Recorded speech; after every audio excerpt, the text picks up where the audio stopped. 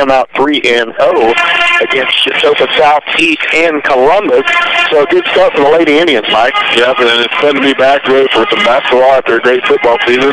This last week, you and Keith Smith did a fine job. I was able to listen to you a little bit online and on the YouTube site, and really enjoyed listening to you. Glad to be back here and get ready for some basketball now. Yeah, I really want to thank Keith for stepping in Friday for me and you. Matter of fact, holding down the fort, calling the games by himself, as Mike was out of town last week. But we're good to go now. And just a couple games left here in the preseason. You're listening to the Richie's Reptile Drug Store, Erie, Kansas Pharmacy, Richie's Pharmacy and Erie pregame show. And glad to be off, just a couple games left before Christmas break here, Uniontown, and then Miss Mary Christmas at home Friday night to finish off the, we're going to call it the first part of the regular season here. And like I said, the Lady Indians come off of a 3-0 start, kind of a sluggish start the first couple of games, and really kind of built momentum and a lot to work on, as I heard Mr. Tuck's interview with Keith. But also proud of the girls on how hard they've been working, and a lot of returning starters finding some continuity together. It's not that deep this year, just 9 girls on the roster. 2 of those are freshmen, so a lot of 7-person rotation, but the young freshmen have to come in when the Lady Indians get into foul trouble and put in some good minutes. Yeah, it'll be interesting to watch how the freshmen are able to step up. What's that coming off just last year playing in junior high and stepping up playing some ladies varsity basketball here with the Indians. Lady Indians coming off a great year last year and good senior leadership, so it'll be up to those seniors to bring the younger girls along. And I think so far we've seen they've been able to do a pretty good job of that. It'll be fun to watch them as they develop here throughout the season. Hard to believe we're already almost the middle of December and 3 games into the basketball season, and before we know it, we know how time flies, and we'll be past the Christmas break and really hitting it hard. But like you were talking about earlier this week, we'll end up at home with Miss Merry Christmas, then we'll have a little bit of a break. But right now, they're going to have to face the Lady Eagles from Uniontown. In a Big Three Rivers League matchup, I'm not sure. I think we played Uniontown twice, so we'll have to see which one is league. But either way, in the league play here. And then Friday night, I believe it's Riverton comes to town, possibly. That's right, yeah. I believe Friday night.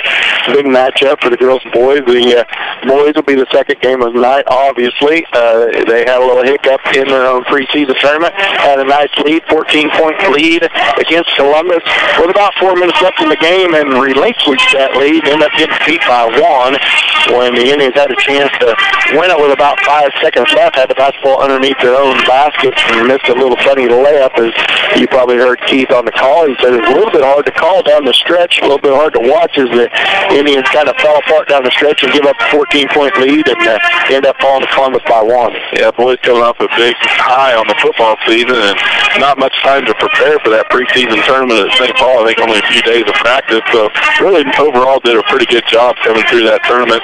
Got a couple of wins there and kind of got their feet underneath them here on the basketball floor. And, still going to have some rust to knock off and get used to the round ball instead of the off-long football and get a little adjusted to that, get adjusted on their timing and some of the chemistry with some of their younger guys that we'll talk about as we head into the boys' game after these ladies do that. In the first couple games, the boys really got off to a good shooting start. I know Coach Watrick was worried about knocking the rust off of playing basketball, but scoring 81 the first game, 71 the second game, and shot really well. Kenny Haney just a hot effect from the field, shooting real good this year. But either way, so down the stretch, listen, that's okay. You got to get some tough games to whistle you up a little bit and make you a little tougher. And Indians, like Mike said, only about a week's worth of practice, not even that, before the first game. So there's no better way to play yourself in shape, because basketball is different in shape than football. So we're going to take a short break here. When we come back from that break, we'll go over starting lineups. We'll kind of finish up scoring and whatnot from the tournament, talk about which of the St. Paul girls, which ones, who's going to be on the floor a lot of the times, go over the roster, and we'll go over starting lineups. So we're going to take a short break here. You're listening to the Richie's Pharmacy pregame show. Dan Bidd alongside Mike McCracken. We'll be back after this 1-minute timeout. You're listening to St. Paul basketball on Hot 105.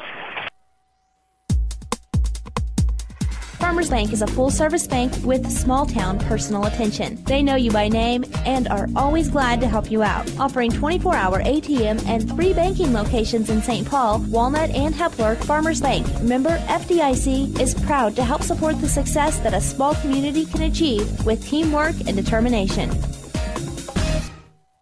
Richie's Drugstore in Erie has been serving the area since 1883 with a strong belief in providing customized care and doing more than just filling prescriptions. Pharmacist Morgan Bunton is now taking appointments for free consultations and sign-up assistance for Medicare Part D prescription plans that will fit your needs. Open enrollment begins October 15th and ends December 7th. Even if you're in a current plan, let Richie's help you determine if there's a better plan to cover your unique needs and prescriptions. Call or stop by Richie's today on the corner of State and Main in Erie. Let's get back to the game on your home for St. Paul Indian Sports. Hot 105. Welcome back to Uniontown, where the Lady Indians will take on the Lady Eagles tonight. For the roster for St. Paul, as we'll go over a little bit of the girls' basketball team. Taylor Wadrick, a young sophomore, 5'4". I know the first couple games did not shoot quite as well as she wanted, but that last game started hitting some three-pointers, and Coach Beck's pretty pleased with how she came along during the tournament. So the attacking, the 5'6" junior, is logged in good minutes for you all the time when she's on the floor. Emily Hutcherson, the other young sophomore, 5'5", sophomore guard. Sydney Wright, the senior, 5'7" senior. A lot of hustle on the floor when she's on the floor.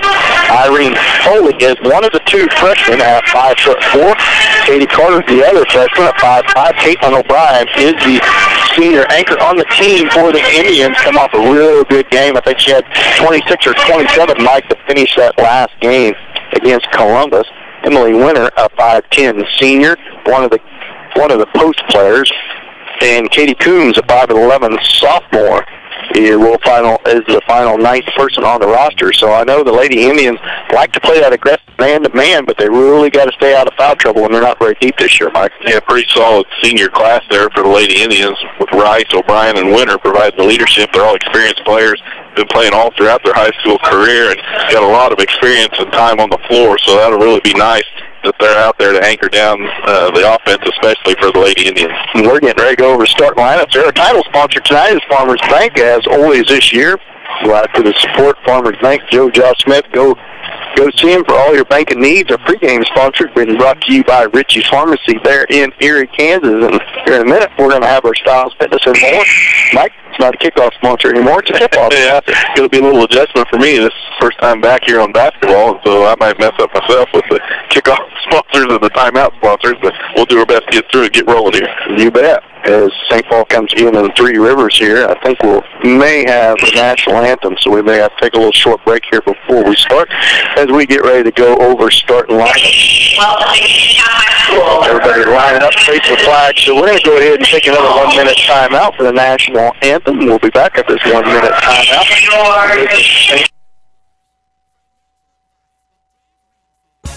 The Exchange State Bank is proud to be a member of the St. Paul community. The Exchange State Bank has served the area since 1914 and is committed to go the distance for you. A full-service bank, they offer savings, checking accounts, loan certificates of deposit, and more.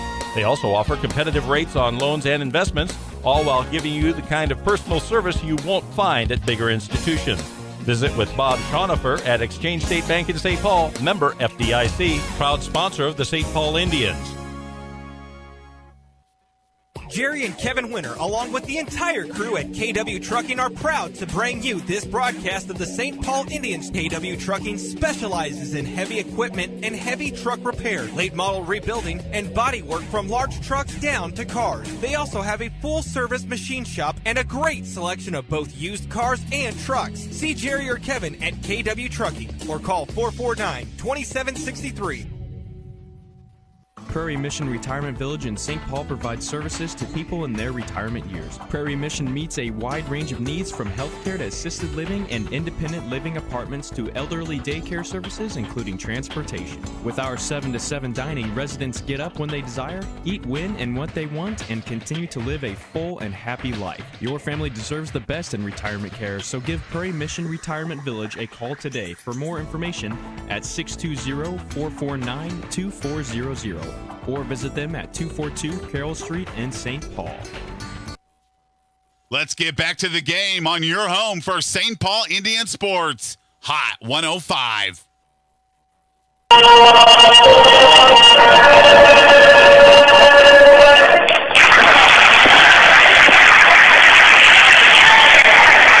So, welcome back to Uniontown High School and a beautiful rendition of the national anthem by Uniontown Choir.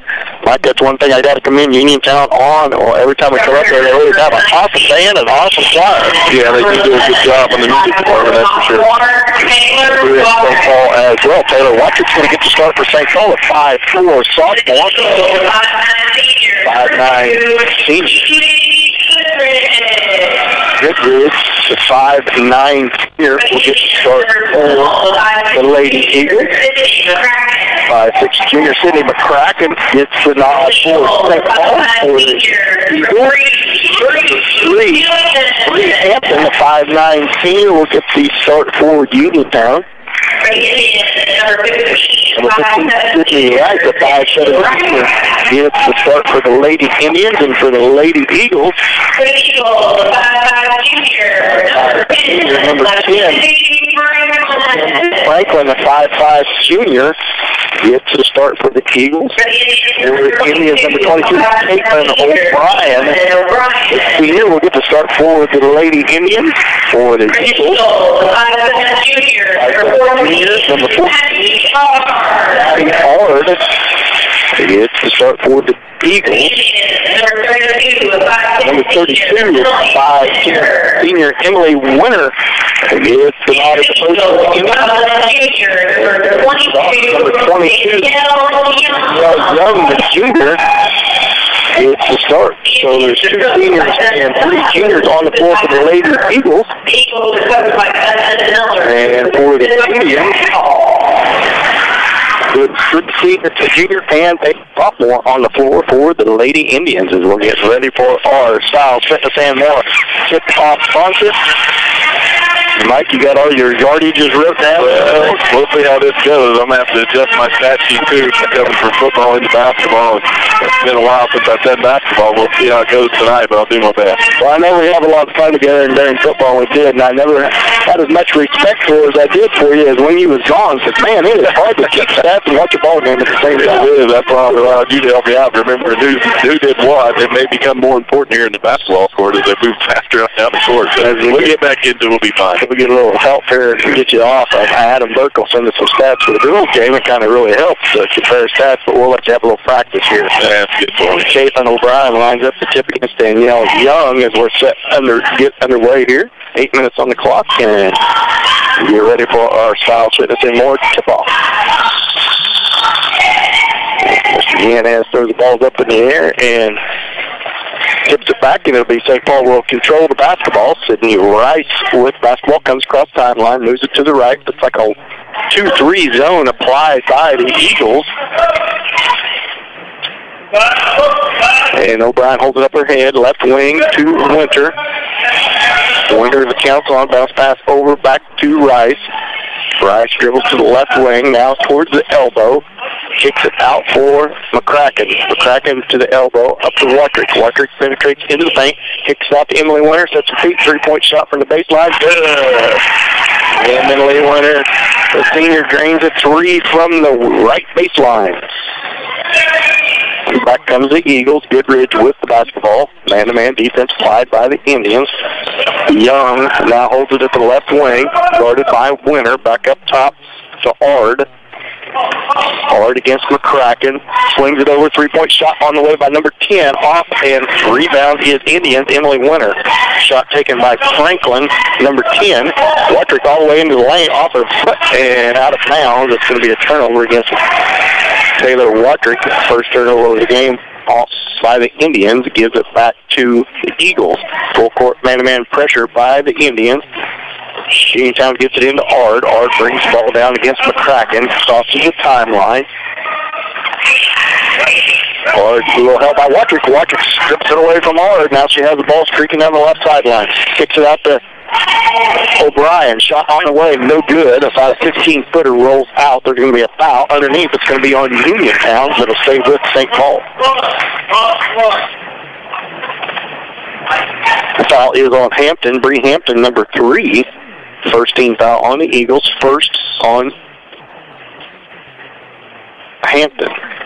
Rice Over to Watrick. Watrick sets her feet, three-point way short.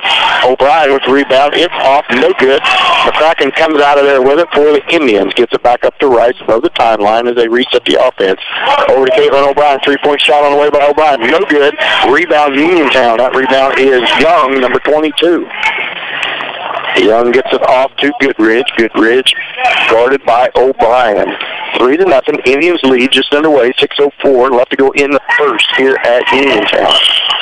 Left wing over to Franklin. Stolen away by Watrick. Watrick down the right-hand side. Gets it poked away from behind. It's going to be a foul on Franklin, and Watrick's going to go to the line to shoot two. Second team foul on Uniontown. First on Franklin. Lady Indians coming out early in that man defense that they work all the time and they're got so good at.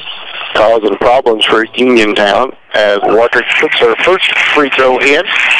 Extends the Lady Indians lead to 4-0 here in the first quarter with 5:54 left to go in the first. Second shot on its way and off, no good. The rebound O'Brien, put back good, and she's fouled.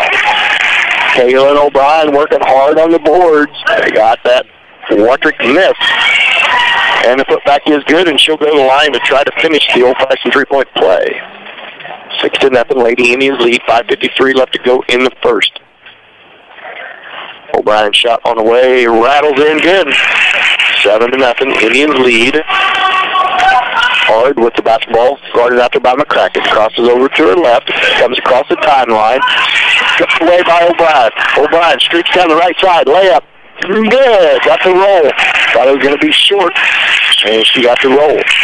Uniontown gets the ball into Young, back to Goodrich. Goodrich guarded by O'Brien. Dribbles above the timeline, counts on, needs to get rid of it, and she does just at the last minute. Over to Ard. That was almost a double dribble, got away with it. Back up to Goodrich, pestered out there by O'Brien. A lot of pressure by the Lady Indians. Poked away by Rice, poked away again, but Goodrich recovers. Back to Ard, back to Goodrich. Stands up top of the key above the timeline. Picked up out there by Rice. And a lot of pressure by the Lady Indians, really putting havoc. Who are we going to call that on? 22 bed away from the ball, apparently with a hold, as Hutcherson and Coombs comes in for Winter and Watrick for the Lady Indians. And that was on, correction, that was on Emily Winter as she comes out of the game, and she picks up her first foul and first. Now they're going to change it back to 22. Boy, they're making it hard on me early. They are. They're going to have a lot of chicken scratches. You need some white out because they changed it 3 times. It ends up being on Caitlin O'Brien, I believe, is what they settled on. That's what the scoreboard says. That's what I'm doing now. Eagles trying to get the ball inbound and do. It's back to Ard. Ard guarded by McCracken. Screen set by Goodrich. Now Ard double teams out there. Oh, my. Boy. Oh, Sydney. All that on McCracken. As McCracken picks up her first team foul. Good double team defense. Good aggressive defense by the Lady Indians. As Uniontown gets it in. Franklin with the basketball, guarded by Hutcherson. Swings it to the right wing. Is Hampton. Back up top to Young. Young guarded by Coons. She gets it off to Franklin. Franklin drives into the lane. Bounce pass over to the wing. Hampton holds it. Swings it back out to Goodrich. Guarded by O'Brien at the top of the key. Up above the timeline. Baseline pass. Drives against Hutcherson. Across the lane is Franklin. Franklin sets her feet. 3-point shot from the left wing. Off the board. No good. Rice with the rebound for St. Paul. Down the floor comes Rice. All the way into the lane. Right hand left. Off the rim. No good. Rebound Coons. Hit back. No good. Ball's on the floor and rebound Uniontown. Young with the rebound. Gets it off to Goodrich as Katie Carter and Emily Winter comes back to the scorer's table for the Lady Indians. Goodrich with the basketball. Guarded by O'Brien up above the timeline. She drives towards the left elbow, gets it off to Franklin. Franklin guarded by Hutcherson. Drives the baseline on the left hand. Double team comes from McCracken. Gets back up the free throw line. Shot on the way. Off the rim. No good. Tipped around. Controlled by O'Brien for the Indians. Number 3, Hampton took that shot. Down court to Rice. Rice holds it at left wing. Into the lane to O'Brien. Turnaround 10-footer. Good. Nice turnaround shot. Good pass by Rice. Give the assist to Rice. You give Caitlin O'Brien the ball inside the lane that close to the basket, you can just about count on her scoring a couple points. The Lady Indians lead 11-0. 3:38 left to go in the first. Goodrich with the ball, pestered by O'Brien, and that's going to be a 5-second call. She had nowhere to go with it. And Winter, Watrick, and Carter, the young freshman, going to get some playing time here early on. As Emily Winter sets to put the ball in play into Taylor Watrick. Kind of a 1-1-2-1 or a 1-1-3 zone applied by Uniontown. Up top to Winter. Winter swings it to Watrick. Watrick feeds it back into Winter. Bad pass, but Winter comes out with it. It's going to be a tie-up, though, so it's going to go to the Uniontown Eagles on the jump ball change of possession. 3:17 left to go in the first. 11-0. The Lady Indians lead. They feed it. Bard feeds it into Goodrich. Goodrich now guarded by McCracken. He gets around McCracken. Ball's on the floor for a minute. And now ball back in by Schellenberger. Franklin at right wing with it. Drives towards the elbow. Poked away by Winter. Ball's on the floor. Winter comes up with it. Feeds it to Katie Coons. Or Katie Carter. Carter pulls up. Kicks it back out to Winter. Winter sets the offense, top the key, tries to feed it into Coons, stolen away by Uniontown. Now a bad pass, and McCracken runs it down for the Lady Indians. She pushes back down. Now she opts to go to the top of the key to reset the offense. Cross-court pass to Carter. Nowhere to go with it, so she swings it back up top to McCracken. McCracken above the timeline, feeds it over to Watrick. Watrick back over to Winter. Winter to Coons now. Coons down to Carter to right wing. She holds the ball over her head against the zone. Now she dribbles to her left, top of the key, picks up her dribble, gets it to Watrick. Watrick resets the offense. Good. Bounce pass inside to Winter. Turnaround shot by Winter. No good. Off the rim. Too hard. Rebound Uniontown. Foul on St. Paul. I believe that's going to be on Coons. Yes, it is. On Katie Coons. Team foul. Number 3. First foul on Katie Coons as Hampton comes back in for the Lady Eagles. Keeping up, Mike? Yeah. Doing all right so far. Lady Indians having trouble against that zone, getting anything open underneath, really. Goodrich comes down hard with the basketball, pushes it up past McCracken, swings off to Franklin at right wing. And that's going to be a foul away from the ball. I believe that's going to be on Winter on the bump. And that's going to be her. Might be here just, I think it's her first. Yeah, that was the debacle a little bit ago. Yeah. As Rice and O'Brien checks in, as well as Hutcherson. That's 14 foul on St. Paul, 3 on the Eagles. Speaking of trouble getting underneath, the St. Paul man-to-man defense they're running is pretty effective, too. Keep the ball outside. Or trying to feed the ball in. Ball's on the floor. Now, and it's whistle away from the ball, and it's going to be a kick on the Lady Indians, so it'll stay with the Eagles. Hard trying to get the ball in again from the right sideline. Swings it in, gets passed finally into Schellenberger. There's double teamed out there. Now she gets it off to Goodrich. Goodrich sorted by Rice. Double teamed out there. Ball's on the floor and loose. They call timeout. Somebody called timeout. St. Paul ended up, I'm not sure the Indians even had possession of the basketball. How do you call timeout? That's a question. Either way, Coach Tech got a 30-second timeout, so they granted it to him. So it's going to be Lady Indians basketball. when we get out of the 30-second timeout. Lady Indians playing good so far. That man-to-man defense really causing Uniontown problems, Mike.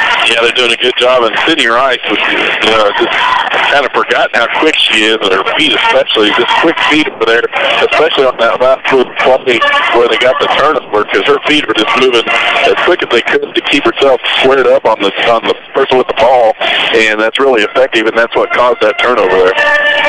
St. Paul leads 11-0, 1:39 left to go in the first. Boy, see, this makes absolutely no sense. Now they're going to give Uniontown the ball? How? How do we call time on defense? I don't know. Maybe change the rules also over the offseason. Unless it was in the middle of the floor, though. It wasn't out of bounds, was it? Nope. I don't understand how it's Uniontown basketball, but either way, granted, Coach tucked a timeout with 1:39 left to go, and it'll be Uniontown basketball. Hard trying to get the ball in for Uniontown. Finally feeds it in to Schoenberger. She's out there guarded by O'Brien. Gets around O'Brien, drives towards the lane, ball's on the floor, and Wattrick picks it up. She's pushing it down, gives it up to Rice. Rice all the way in the lane. What a move on the step crossover. And she gives the Indians a 13-0 lead with 1:19 left to go here in the first. All Indians so far. Goodrich with the ball, guarded by Rice. Gives it up to Ard. Ard dribbles down towards the lane, poked away by O'Brien. O'Brien on the fast break comes down the left side. Bounce pass over to Rice. Good move. Good pass by O'Brien. Give her the assist of Rice. Give the Lady Indians lead to 15-0. Under a minute left to go here in the first. Goodrich with the basketball over to the right wing. Poked away again by O'Brien. Ball's on the floor. It's going to roll out of bounds. Let's go to the Lady Indians off of Uniontown. As Hampton, the 5'6" freshman, checks in for the Eagles. Turnovers are really hurting the Eagles right now. They've given up the ball a lot when they've had it down there with an opportunity to move it around and score. Instead, they've turned it over. Wattrick with the basketball. 36 seconds left to go in the first quarter. Lady Indians lead 15-0. Hutcherson moves through the lane, now poked away from Wattrick. Wattrick pushes back down. Into the lane she goes, bounce pass over to O'Brien. O'Brien with the ball fake, into the lane, floater, no good, rebound Uniontown. And it's going to be a jump ball as Wattrick ties her up, so good job by Taylor Wattrick getting her hand in there. Gives a change of possession arrow with the Lady Indians. Wattrick going to inbound it under our own basket. She looks inside. Finally kicks it to O'Brien, who kicks it out to Rice. Rice puts the move on all the way into the lane. Good! Sydney Rice with that quickness. With the Indians' last 6 points. 7 seconds left to go. Down comes Hampton with the basketball in the lane. Kicks it out to Franklin. Franklin lets the time run out as she did not have time to get it off. So at the end of 17-0, Lady Indians lead. We'll be back after this 1 minute timeout with St. Paul basketball on Hot 105. St. Paul Tire and Lube, locally owned and operated, offers the small town convenience you love without the big city prices. They offer free pickup and drop-off in St. Paul, so you're not left stranded while your vehicle is in the shop. They offer tire repair and also offer oil change and new tires. When you find yourself in need of new tires or an oil change and need to keep going, visit with St. Paul Tire and Lube, 620-449-2323. St. Paul Tire and Lube, proud supporters of the St. Paul Indians. Exchange Insurance Agency is a proud supporter of the St. Paul Indians. Give us a call, visit our website, or stop in to let us do the comparison shopping for you and get a free no-obligation quote. Offering all types of insurance, including auto, motorcycle, home, farm, crop, watercraft, life, and health, Medicare supplements, and all lines of commercial or business insurance. Serving the 4-state area since 1964, Exchange Insurance in St. Paul is here to provide you with what you need, want, and should expect from your insurance agency. Let's get back to the game on your home for St. Paul Indian Sports. Hot 105. Welcome back to Uniontown, Kansas, as the St. Paul Lady Indians lead 17-0 after the first quarter. Uniontown will start with possession of the basketball. Ard with the ball overhead. Man-to-man pressure applied by the Lady Indians. Puts it back to Goodrich. Cuts across half court. Guarded by Wattrick. Moving her feet well out there. Goodrich gets it up to the high post. It's going to be a foul on the Lady Indians on the reach. going to be the 5th team foul on the Lady Indians. First, I believe, on Watrick. Lady Eagles, Goodrich with the basketball under her own basket. Looks to feed the basketball in. Feeds it back up top to Young. Young guarded by Emily Winter. Now double teamed by O'Brien. O'Brien, and Winter picks her back up on the switch. And it's going to be out of bounds on the Lady Eagles. And it'll go back to the Lady Indians.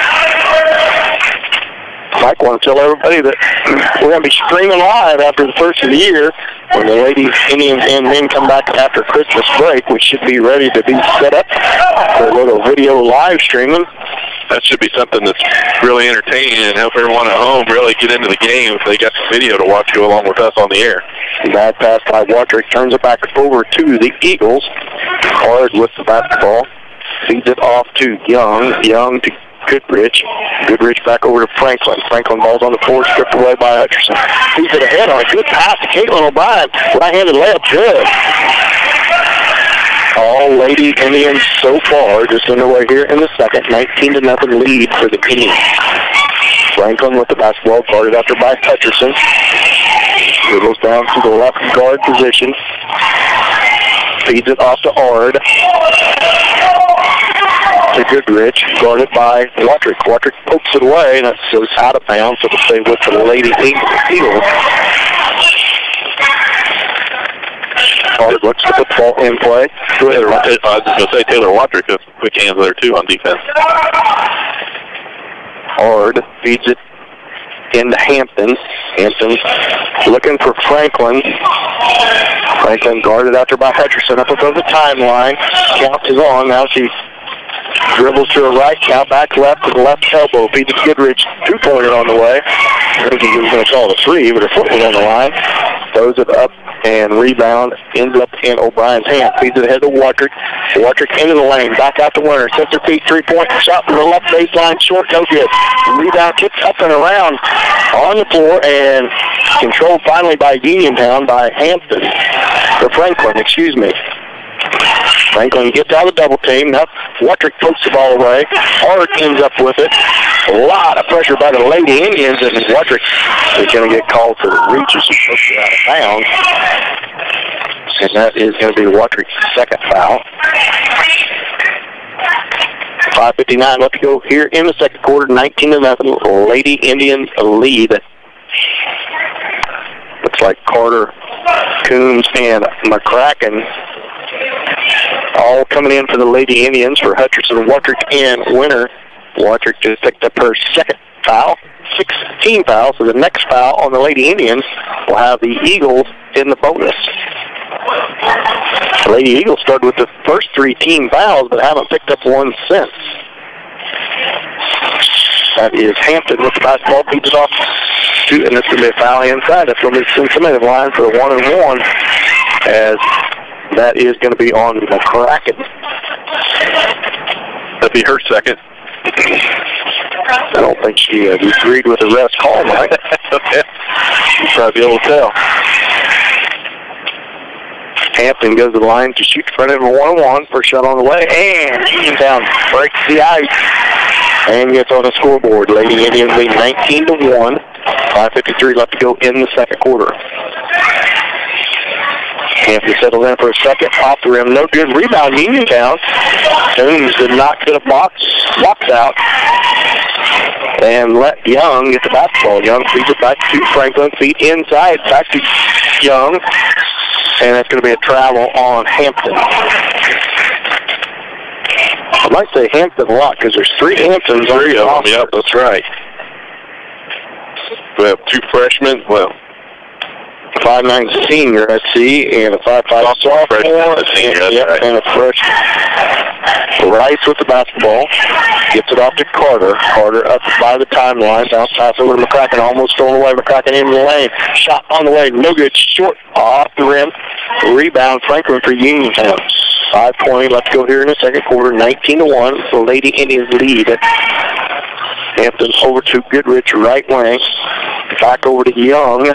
Young guarded by Carter. Now back to Goodrich. He's guarded by Rice. Up top now to Hampton. Hampton throws it to Young at the left wing. Young down to the baseline to Goodrich, guarded by Rice. Dribbles back to her right, swings it around, reverses it over Franklin over to right wing position. Picked up out there by Young, now stolen away. Stolen by Rice. Jump shot left hand, layup good. 21-1. The Lady Indians lead by 20. 4:36 left to go in the second quarter as Emily Hutcherson comes back to the scorer's table for the Lady Indians. Back up top to Goodrich. Goodrich swings it over to Hampton. Hampton to Young. Young stolen away by Rice. Rice playing her heart out here, showing that speed all the way down. Right hand to left. Scoop shot, no good. Ball's on the floor. O'Brien ties it up. And that possession will go to, we'll stay with the Lady Indians. Sheehan and Schoenberger check back in for the Lady Eagles. Rice set to put the ball in play for the Lady Indians under our own basket. Count is on. Now Rice swings it in. Emily Hutcherson sets her feet. Three-point shot on the way. Off the rim. No good. Rebound Carter for St. Paul. Carter swings it to O'Brien. O'Brien holds the ball over her head. Swings it up top to Hutcherson. Hutcherson bounce pass over to Coons at the left wing. Inside pass stolen away on a poor pass by Coons by Schoenberger for Uniontown. All the way down into the lane. Kicks it out. Now they try to feed it inside. Stolen away by O'Brien. O'Brien streaks down the right-hand side. But Uniontown gets back on defense. Swings it to Carter. Carter holds it. Reverses it back to Rice. Rice bounce pass over to Hutcherson. She looks inside for O'Brien. Nobody there. Gives it back to Rice. Rice dribbles down to the right wing. And that tight zone to zone, really packing it in against. Good backdoor pass to Coombs. Back out to Hutcherson. Looking back into Coombs. Gets it back in there. Turnaround shot by Coombs. Off the rim. Hard. No good. And I think Uniontown comes out there with it. Here comes Hampton. Now stolen away by O'Brien. So right back comes O'Brien. All the way into the lane. Shot no good. And it's going to be a block. And O'Brien's going to go to the line to shoot two. As that is the 15th foul on Uniontown, or no, just the fourth, and the second on Franklin. Mackenzie Franklin picks up her second foul. O'Brien's first free throw right through there and good. And number 21, Tinsley, checks in for the Eagles, a 5'5" junior. Uniontown with a lot of depth. O'Brien settles in for a second shot. It's on its way and gets the roll. 23-1. Lady Indians lead. Just under 3 minutes left to go here in the first half. Fast through the first half. Ball's on the floor. Rice now pokes it away. She has it on the breakaway. Here she goes down the right-hand side. A lot of pressure down there. She's fouled, but it's no good. Oh, that's called for a travel. Not sure. I saw travel there. Either way, good hustle by Rice on the steal. As Uniontown basketball, Hampton comes back down with it, the 5'6" freshman against the senior. Swings it off to the right wing. Now backdoor feed into Goodrich, stolen by Carter. Carter 1-on-2, comes down into the lane. Right side of the rim, shot up, no good. Good move by Carter. Gets it to Coons, back out to Hutcherson, sets her feet, three-point shot. No good. Long rebound by Carter. Good job by Katie Carter hustling after that ball. And she is going to be fouled. So it'll be the Lady Indians basketball under our own rim because it's a 15 foul on the Eagles. That was on Sammy Hampton, the freshman. First on her. Rice feeds it into Coons at the right elbow. Shot from the elbow. Good play. Coons wide open from that right elbow. Had her feet set. Stroked it right through there. 25-1. Indians up at 24. 2 minutes to go in the first half. Almost poked away by the Indians. Ball goes out of bounds. It's going to stay with Uniontown as Schoenberger. Howard checks back into the game for the Eagles. 2:05 left to go here in the second quarter. 25-1. Lady Indians lead by 24. Tinsley kicks the ball into Hampton. Hampton dribbled out there by Rice, almost poked away by Hutcherson. Hutcherson. Get it back to Ard. Ard feeds it back to Shin. Shin to Tinsley, and she walked with the basketball. Boy, when they play about 12 people, it sure is hard to learn all their names. Keep track of it. It sure is. A lot easier when there's just 9 of the Lady Indians. Rice comes back down to the Lady Indians. 1:45 left to go in the first half.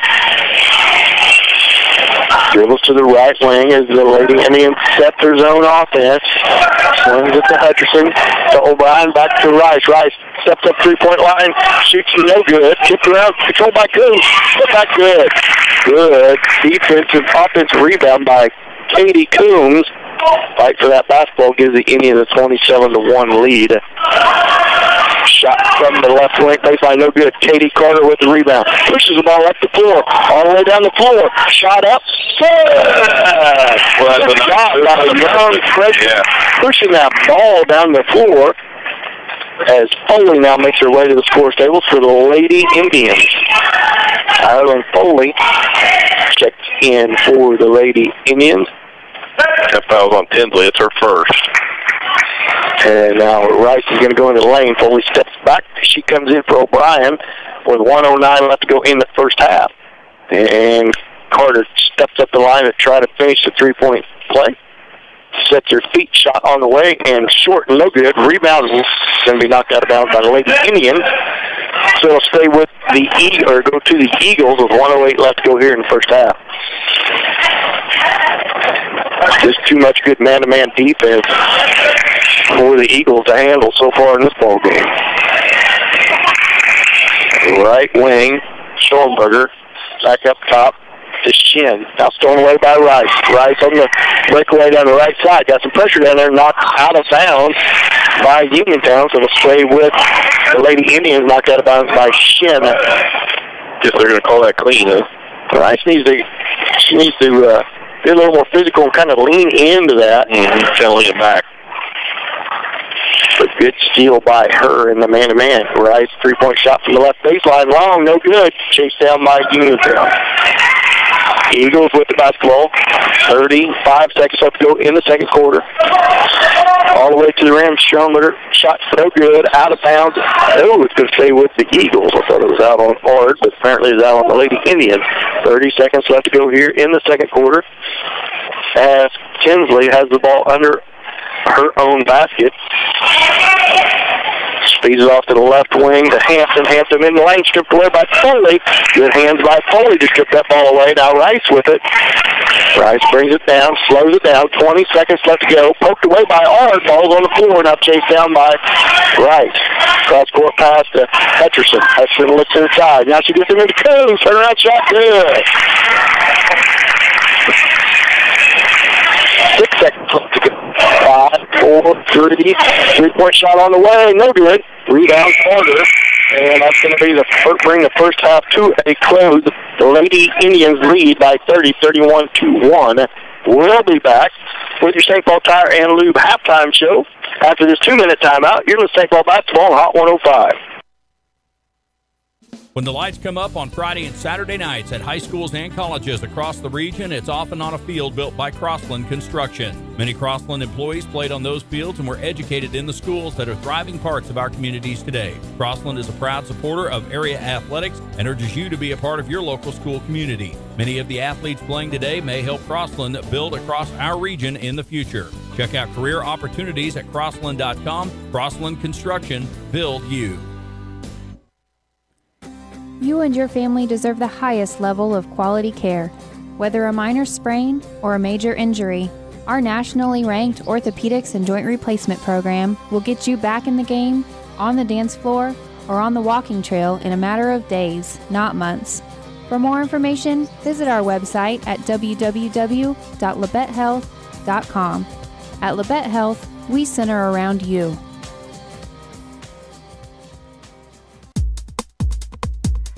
Farmers Bank is a full-service bank with small-town personal attention. They know you by name and are always glad to help you out. Offering 24-hour ATM and 3 banking locations in St. Paul, Walnut, and Hepler, Farmers Bank, member FDIC, is proud to help support the success that a small community can achieve with teamwork and determination.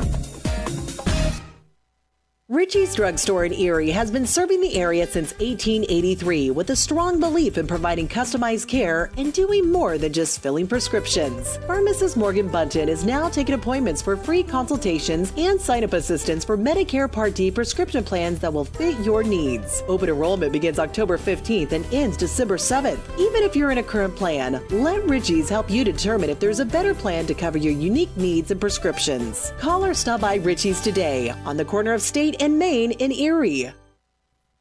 Let's get back to the game on your home for St. Paul Indian Sports. Hot 105. Oh, welcome back to the St. Paul Tire and Lube halftime show where the Lady Indians lead 31-1 here at halftime. Mike, pretty good first half put together by the Lady Indians. Yeah, they looked pretty good the first half, especially Caitlin O'Brien kind of picking up where she left off and being the anchor. That man-to-man defense really is a difference maker like it was last year, and it already is this year. Just too difficult for the Lady Eagles to be able to penetrate. They can't get anything down underneath and not able to get any clear shots off in the first half at all, really. They scattered in and out of there. They got the 1 free throw, the only point of the half, but they ended up with 21 turnovers, so that says a lot for that man-to-man defense putting on by the Lady Indians. We are here at halftime. The Lady Indians lead 31-1. Let's join the St. Paul Tire and Lube halftime show. Lady Indians come out against Uniontown and play that tough man-to-man. That man-to-man defense really wreaking havoc against Uniontown. Lady Indians doing a good job of helping with the double team. A lot of steals in the game, a lot of turnovers by Uniontown, and a lot of fast break opportunities for the Lady Indians. Offensively, try to find run a little offense against that zone. That zone always kind of tough when they pack it in that zone. You always try to move the ball and reverse it to find the open man in the post. Coach Chuck always likes it for his girls to try to move that ball around and reverse it and get it down into that post if possible. Not scared or don't mind if they take a three-pointer if they're open, and they've taken quite a few of them, not shot that well from the outside yet, but like I said, a lot of fast break points on. Sherry's fairly happy here with the first half. We come back from this next time out, we'll go over some first half stats. You're listening to the St. Paul Tire and Lube halftime show. Title sponsor is Farmers Bank. We'll be back after this 2-minute timeout. You're listening to St. Paul basketball on Hot 105. The Exchange State Bank is proud to be a member of the St. Paul community. The Exchange State Bank has served the area since 1914 and is committed to go the distance for you. A full-service bank, they offer savings, checking accounts, loan certificates of deposit, and more. They also offer competitive rates on loans and investments, all while giving you the kind of personal service you won't find at bigger institutions. Visit with Bob Schonifer at Exchange State Bank in St. Paul, member FDIC, proud sponsor of the St. Paul Indians. Jerry and Kevin Winter, along with the entire crew at KW Trucking, are proud to bring you this broadcast of the St. Paul Indians. KW Trucking specializes in heavy equipment and heavy truck repair, late model rebuilding, and body work from large trucks down to cars. They also have a full-service machine shop and a great selection of both used cars and trucks. See Jerry or Kevin at KW Trucking or call 449-2763. Prairie Mission Retirement Village in St. Paul provides services to people in their retirement years. Prairie Mission meets a wide range of needs from healthcare to assisted living and independent living apartments to elderly daycare services, including transportation. With our 7 to 7 dining, residents get up when they desire, eat when and what they want, and continue to live a full and happy life. Your family deserves the best in retirement care, so give Prairie Mission Retirement Village a call today for more information at 620-449-2400. Or visit them at 242 Carroll Street in St. Paul. Hi, I'm Kendall Gammon. You may know me as a Kansas City Chief, but I'm also a proud graduate of Pittsburg State University. Pittsburg State offers more than 200 degree programs, small class sizes, and tuition so affordable, it earned Pittsburg State a top 10 ranking on Washington Monthly's Collegiate Best Bang for Your Buck list. But don't take my word for it. Visit Pittsburg State and see why there's nothing like being a gorilla. Learn more at pittstate.edu/BA-Gorilla. Let's get back to the game on your home for St. Paul Indian Sports. Hot 105. Well, welcome back to our St. Paul Tire and Lube halftime show. Dan Bean alongside Mike McCracken, bringing you Indian basketball tonight, where the Lady Indians lead 31-1 here at halftime over Uniontown. Just about halfway through halftime here in our halftime show as we go over scoring. Mike, what do you got for scores and stats? The leading scorer for St. Paul, Caitlin O'Brien with 11. She is 4 of 7 from the field and 0 for 1 from outside the three-point line. Sydney Rice had a quick spurt of 6 points there in the first quarter, only one basket in the second quarter. She's got a total of 8, so she's second leading scorer in the first half for the Lady Indians. Katie Coombs had 6 points for the Lady Indians. She played well underneath when they were able to penetrate that zone, get the ball inside to Katie in the lane. She was able to put some points on the board with 6. And Katie Carter, the freshman, had 2 points for the Lady Indians. Taylor Watford with 1. Emily Winter did have 1 3-pointer early in the game. For St. Paul, they had 5 turnovers in the first half. Really did a good job controlling the pace of the game, controlling the ball against that zone, not making really any bad passes to speak of, trying to penetrate there and making bad passes inside. So they had 5 turnovers as compared to the 1 point on the Union side town. That was the easy one to keep track of. Sammy Hampton had a free throw, only point of the first half for Uniontown, but they did have 21 turnovers, like I mentioned earlier, so they really struggled against that man defense of holding on to the ball. So a lot of credit to St. Paul girls playing hard defense and playing good ball control offense. Lady Indians for the game is 13 for 28 from the field, shooting 46%. From 2-point land, they're 12 for 20 for 60%. And from 3-point land, they're 1 for 8 for 12%. Brings that total percentage down. They're shooting 66% from the free throw line, as they are 4 for 6 from the free throw line. Here's the big stat. Rebounds and steals. The Lady Indians have 14 total rebounds and 14 steals, Mike, with just 6 turnovers. Yeah, that's really a good job by the Indians. This says how well they're playing together, which is a good sign this early in the season, and hopefully they'll just continue to build on that and get better as we go along. 9 offensive rebounds and 5 defensive, so that shows you how hard they play on the boards. Yeah. On the boards, on offense, especially Uniontown, that defensive rebound total kind of eludes to the stat of the 14 steals. Uniontown not getting that many shots at the basket with that hard man-to-man defense applied by the Lady Indians. We get set here for the second half, just about a minute to go. Keys of the game, the second half. The Lady Indians to keep doing what they're doing, keep playing that man-to-man. I wouldn't change a thing, I don't think. Just keep on going. Keep your hands to yourself, as Wattrick and McCracken both have 2 fouls, but the rest 1 or less for the Lady Indians.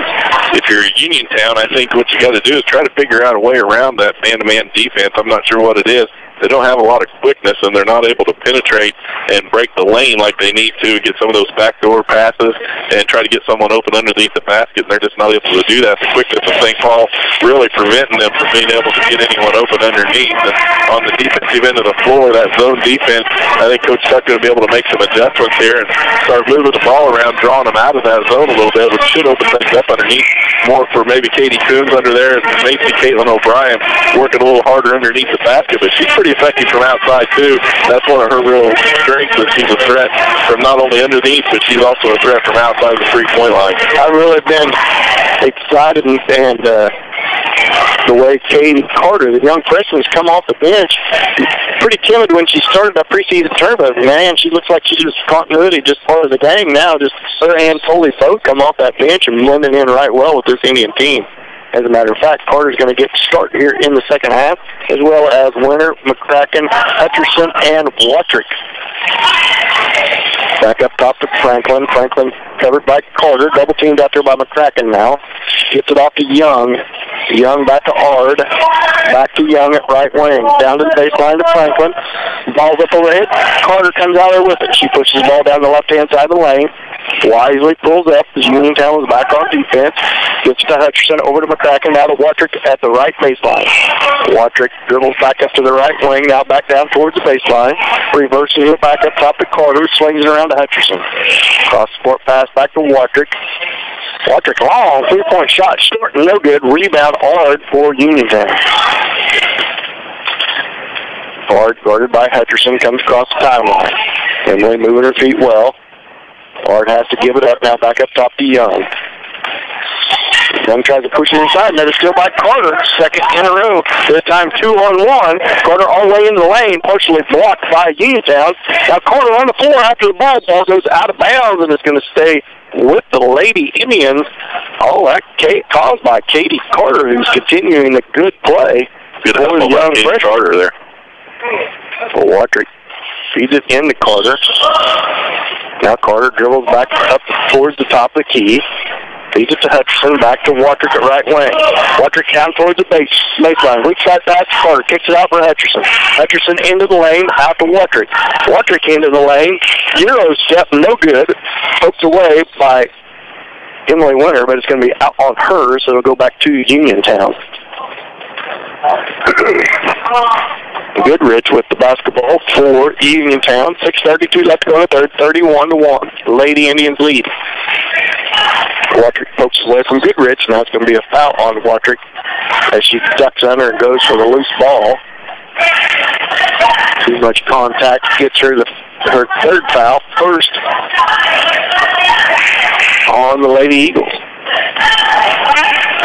Or first on the Lady Indians, excuse me. Goodrich still pestered up by Watrick. Needs to be careful not to pick up her fourth. Lets Goodrich go by. Hard shot, no good off the boards. Emily Winter comes out with it. She pushes the ball down over to Watrick. Watrick back out to McCracken. Feeds it to Hutcherson. Hutcherson into the free throw line, right in front of the rim. Shot off. Bounces around and goes through. Good by Emily Hutcherson to get that ball to roll through. Goodrich comes back down at half court, stops at half court. Now she crosses. Sees it off. I think it's going to be an offensive foul on somebody. Apparently a illegal screen. It's on 14. That's Ard. 14 Ard with the illegal screen gives the ball back to the Lady Indians. They lead 33-1. 5:49 left to go in the third. Walker sprints across the timeline with the basketball. Feeds it to McCracken. Cross court pass to Carter. Carter bounce pass over to Watrick. Watrick feeds it to McCracken at the baseline inside to Winter. Turnaround shot, no good, but she's hacked on the play. She'll go to the line to shoot two. I think that's going to be on Young.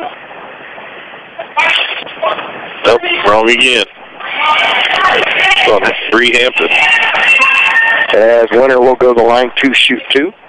Second foul on Hampton. Second team foul on Uniontown. Winter's first shot right through their hand, good.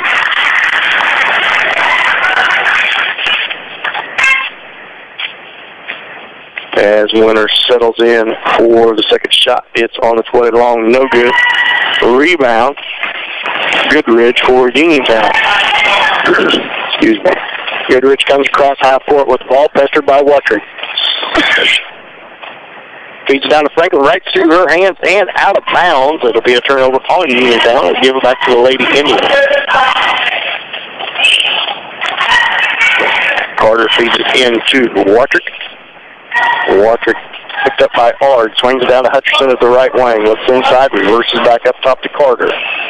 Carter stands at the timeline, guarded by Ard. Gets it off to McCracken. Feed inside to Winter. Winter in front of the lane. Bounce pass over to Carter. Shot on the way. No good. Rebound Hutcherson. Hutcherson sit back. No good, but she's fouled. Good work inside on the boards. Good feed from Winter to Carter. She had a just off the rim on the layup.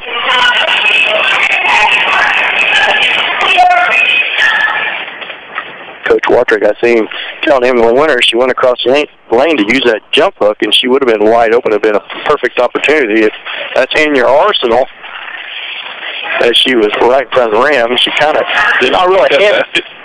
No, she did not. Okay. And Hutcherson misses her first free throw. Seconds off the front of the rim, no good. Goodrich with the rebound. As Coach clears the bench, it's Foley, O'Brien, Rice, and Carter all come into the game for the Lady Indians.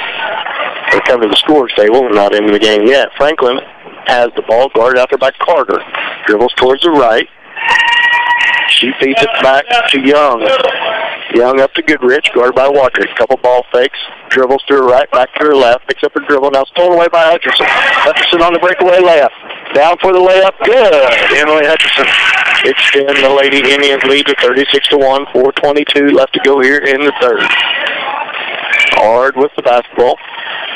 Feeds it off to the right wing. Back up to Young at the left wing position. Young guarded out there by Winter. Dribbles all in the lane. Shot up. No good, but she's going to be fouled. That'll either be on Wuttrick or Winter. I believe that's going to be the fourth on Taylor Wuttrick. Yep, that is. And the second team foul on the Lady Indians.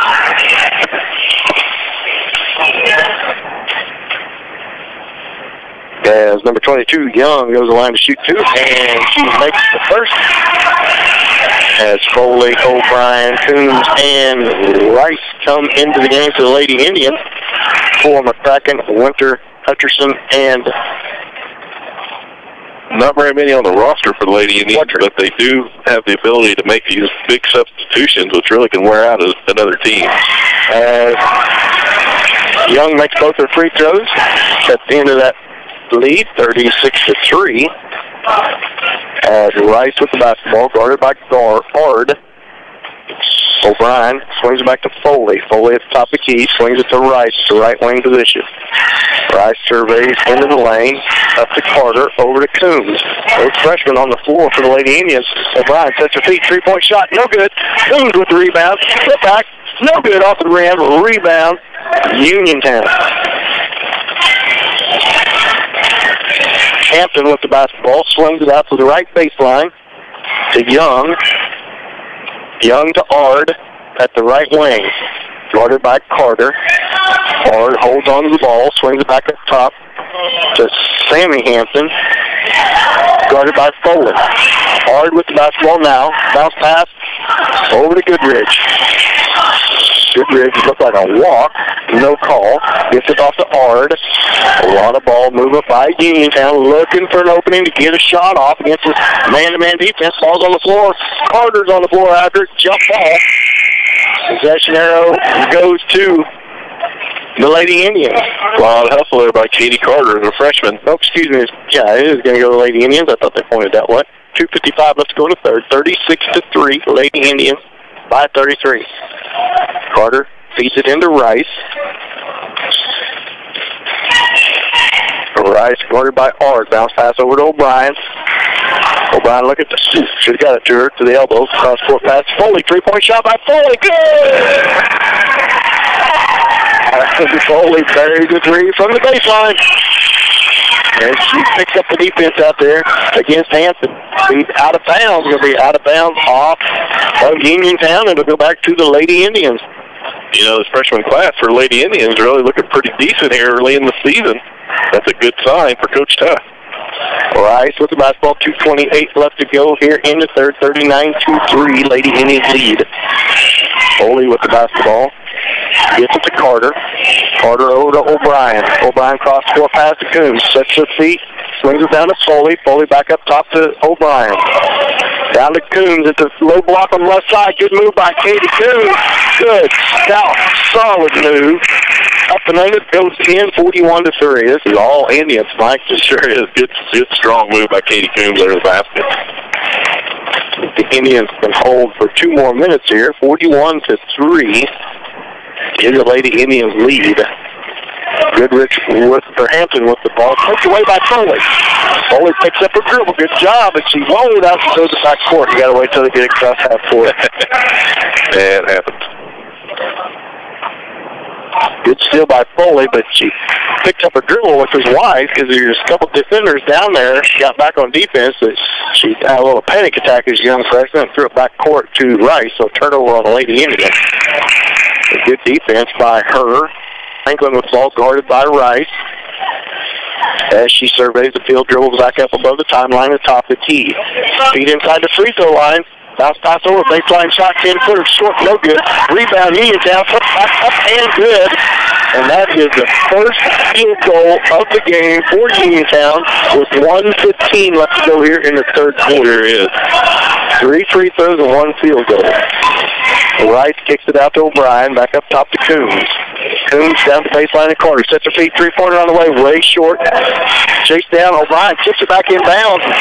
Chased down by Foley. Good job by O'Brien on the hustle. Over to Rice, feet inside O'Brien. Nice ball movement, turnaround shot, no good. Rebound, Uniontown. That was a good ball move by the Lady Indians, but O'Brien couldn't get the little 7-footer ball. Hard at right wing, guarded out there by Carter.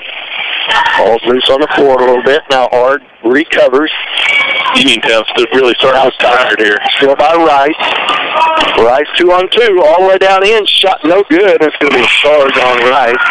And I can't tell you I necessarily agree with that call, but I'm not going to raise too much pain. Going in strong. Somebody said behind me, no matter their feet set, but either way, foul on Rice. First on her, 13th foul on the Lady Indians, 41-5. 20 seconds left to go here in the third. Right wing, Uniontown with the ball, feeds it off to Franklin. Now to Ard. 7 seconds left to go to Goodrich. Into the lane, shot up, no good, short. Chased down by Ard, and out of bounds at the end of 3, 41-5. Lady Indians lead after 3. We'll be back after this 1 minute timeout. You're going to St. Paul basketball on Hot 105.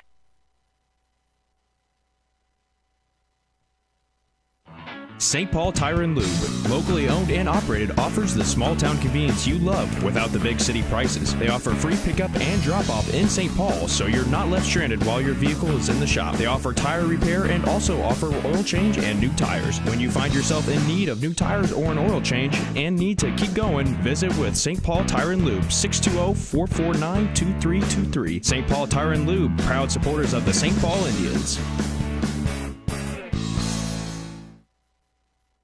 Prairie Mission Retirement Village in St. Paul provides services to people in their retirement years. Prairie Mission meets a wide range of needs from healthcare to assisted living and independent living apartments to elderly daycare services, including transportation. With our 7 to 7 dining, residents get up when they desire, eat when and what they want, and continue to live a full and happy life. Your family deserves the best in retirement care, so give Prairie Mission Retirement Village a call today for more information at 620-449-2400.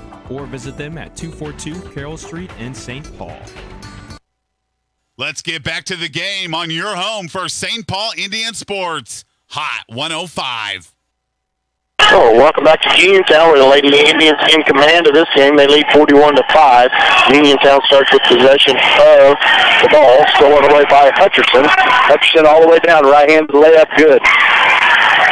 7:43 left to go in the game, 43-5. All Lady Indians here tonight. Only one field goal made by the Eagles. Feed inside. There's going to be a foul on Foley on the over-the-top. It'll be the 4th team foul. Good job by Foley getting in over the top, but a little too much contact trying to get to the basketball. First on her, 4th on the Lady Indians. Uniontown trying to get the ball inbound. Feeds it up top. Almost stolen away by Winter. Finally get it into Shin, and then stolen away by Foley. Foley feeds it back to Winter, now to Watrick. Crosses half court down the right side. Crosses over into the lane. Feeds it up to Foley at the left wing. Back up top to Hutcherson.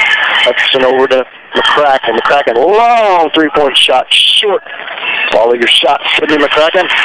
She chases on the floor, but recovered by Uniontown by Goodrich. Goodrich swings it to the left to Shin. Shin, and that's going to roll that on Watrick. That'll be it. That'll be her 5th foul on the too much contact. That's going to be the 5th foul on Taylor Watrick.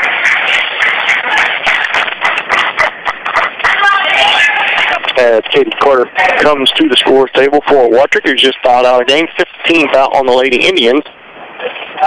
So continuous run of clock here with more than a 30-point lead here in the 4th quarter as the Lady Indians lead 43-5. Just can't say enough for the Lady Indians defense here.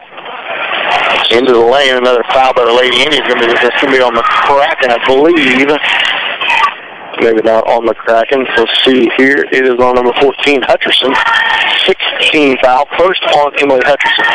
Uniontown basketball under their own basket. And now a foul. Now moving screen by Uniontown right off the inbounds. Shin with the foul. 4th on Uniontown. 1st on Shin. You know, it's fun to watch them score a lot of points, a lot of baskets, but it's also fun when they've got such a good playing defense like the St. Paul Indians do. Uniontown stays in this 2-3 zone. Foley with the basketball up by the timeline. Pivots around, gives it to Carter. Carter dribbles towards the baseline. Good pass inside the winner. Turnaround shot from the block on the right side is in there. 45-5. 5:07 left to go in the game. Goodrich with the basketball, feeds it to the left wing, in towards the lane, tipped away, stolen by a winner, and Katie Carter ends up on the floor hard. And now the refs get together, and they're talking to one another out there, trying to decide what they're going to call. Should be Carter got tripped up. I'm not sure by who. Emily Winter was on the breakaway for the layup, so I would assume they're discussing a foul on Uniontown as the clock continues to run, Mike. Well, it's going to keep running, and they're going to keep talking. We'll see how much time this takes. I would think they could make a quick decision in a 45-5 ball game. But well, yeah, we'll see here. It may not make a big difference in the way the game turns out, but we'll see. They're going to talk to coaches now while the clock continues to run. Oh, really? Now they're going to get back together and talk some more, and I don't know what they called the two coaches to half court to talk about something, and I don't know what. I thought I'd seen one ref call it carry.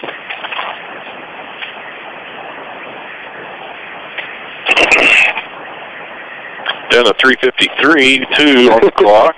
As the clock continues to run, talk about this for about 3.5 more minutes. The ball game will be over. 45-5, Lady Indians lead. I'm not sure what in the world they're trying to explain to the girls maybe what's going on too out in the middle of the floor. Well, to be honest with you, is just make a call. Let's continue with the ball game. Looks like Lady Indians are going back. Looks like they're going back on defense. So.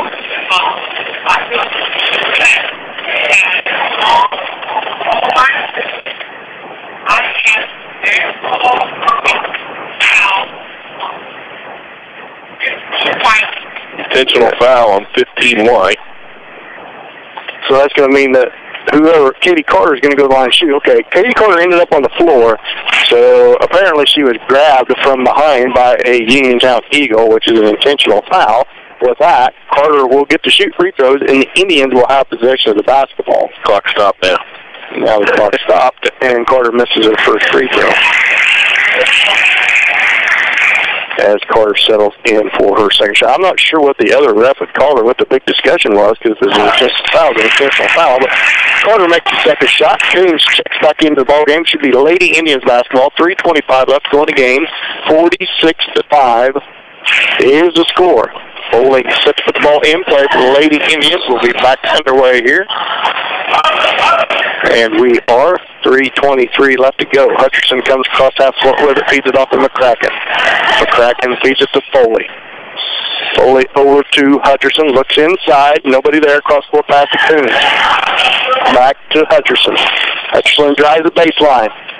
Dish inside to Coons, shot up, no good, but she's fouled. That was a good pass by Emily Hutcherson. Looked like she was going to go for the shot, saw Katie Coons standing right there in the basket, made a nice little dump pass to her. Coons settles on the line to shoot two. Good assist by Hutcherson. And Coons will shoot two. Indians with 46-5 lead. 2:40 left to go in the game. First shot on the way and rattles in good. 7-5. Lady Indian lead. 2:38 left to go in the game. Coons settled in for a second shot. It's on its way and in there. Hard with the ball. Feeds it back to Young. Young back up to Hampton.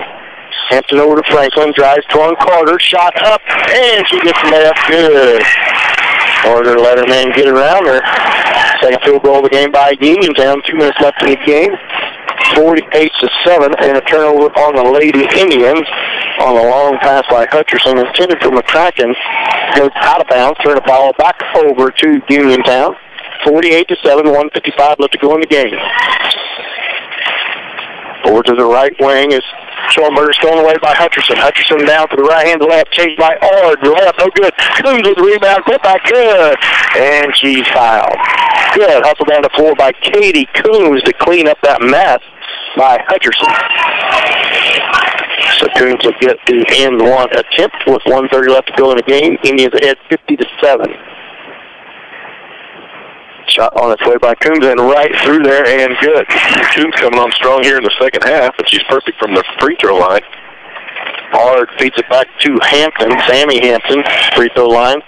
Kicks it out to Bree Hampton, over to Franklin, guarded by Carter. 1 minute left to go in the game, 51-7. Lady Indians lead.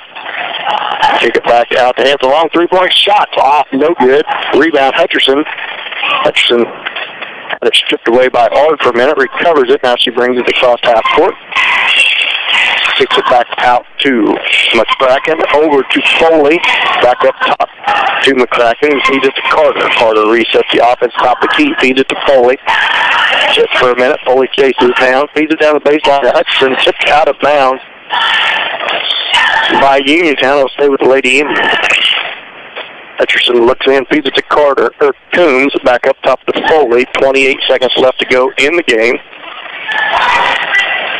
Back over to McCracken. Cross-court pass to Coombs. Up to Hutcherson. Back to Coombs. 16 seconds left to go. Cross-court pass to McCracken. Over to Hutcherson.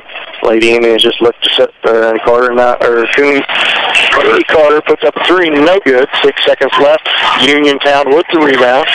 Shot at the buzzer on its way off the board. No good. And that will be the ball game. Final score 51-7. The Lady Indians come out with a big victory here at Uniontown. We will be back with your KW Trucking postgame show right after this 2-minute timeout. This St. Paul basketball on Hot 105. Hi, I'm Kendall Gammon. You may know me as a Kansas City Chief, but I'm also a proud graduate of Pittsburg State University. Pittsburg State offers more than 200 degree programs, small class sizes, and tuition so affordable, it earned Pittsburg State a top 10 ranking on Washington Monthly's Collegiate Best Bang for Your Buck list. But don't take my word for it. Visit Pittsburg State and see why there's nothing like being a gorilla. Learn more at pittstate.edu/BA-gorilla. St. Paul Tire and Lube, locally owned and operated, offers the small town convenience you love without the big city prices. They offer free pickup and drop off in St. Paul, so you're not left stranded while your vehicle is in the shop. They offer tire repair and also offer oil change and new tires. When you find yourself in need of new tires or an oil change and need to keep going, visit with St. Paul Tire and Lube, 620-449-2323. St. Paul Tire and Lube, proud supporters of the St. Paul Indians. Exchange Insurance Agency is a proud supporter of the St. Paul Indians. Give us a call, visit our website, or stop in to let us do the comparison shopping for you and get a free no-obligation quote. Offering all types of insurance, including auto, motorcycle, home, farm, crop, watercraft, life, and health, Medicare supplements, and all lines of commercial or business insurance. Serving the four-state area since 1964, Exchange Insurance in St. Paul is here to provide you with what you need, want, and should expect from your insurance agency. When the lights come up on Friday and Saturday nights at high schools and colleges across the region, it's often on a field built by Crossland Construction. Many Crossland employees played on those fields and were educated in the schools that are thriving parts of our communities today. Crossland is a proud supporter of area athletics and urges you to be a part of your local school community. Many of the athletes playing today may help Crossland build across our region in the future. Check out career opportunities at Crossland.com. Crossland Construction, build you. Let's get back to the game on your home for St. Paul Indian Sports. Hot 105. Welcome back to Uniontown, and welcome to our KW postgame show. The Lady Indians come out with a 51-7 victory over Uniontown, and just a dominating performance by the Lady Indians, led by their good man-to-man defense. That's caused, as you asked, Mike, 23 turnovers on Uniontown for the night. Yeah, that really was, probably the biggest difference in the game, just that suffocating man-to-man defense that St. Paul ran. Uniontown never really had a chance to get anything started with only, they have 2 field goals in the entire game, I believe.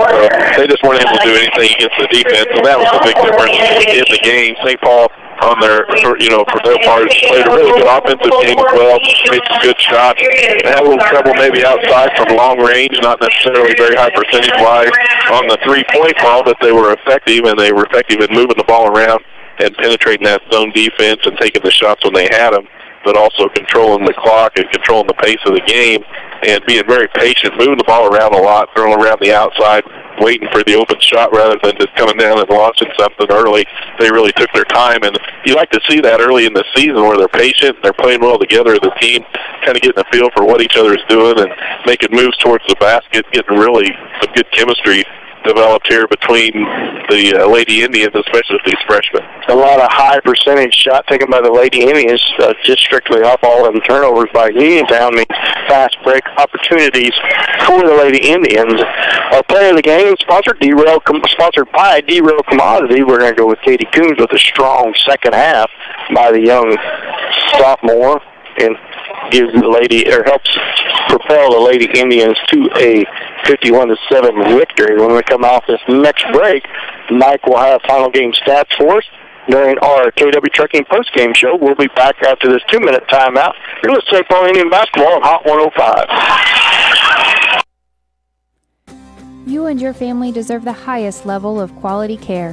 Whether a minor sprain or a major injury, our nationally ranked orthopedics and joint replacement program will get you back in the game, on the dance floor, or on the walking trail in a matter of days, not months. For more information, visit our website at www.labettehealth.com. At Labette Health, we center around you.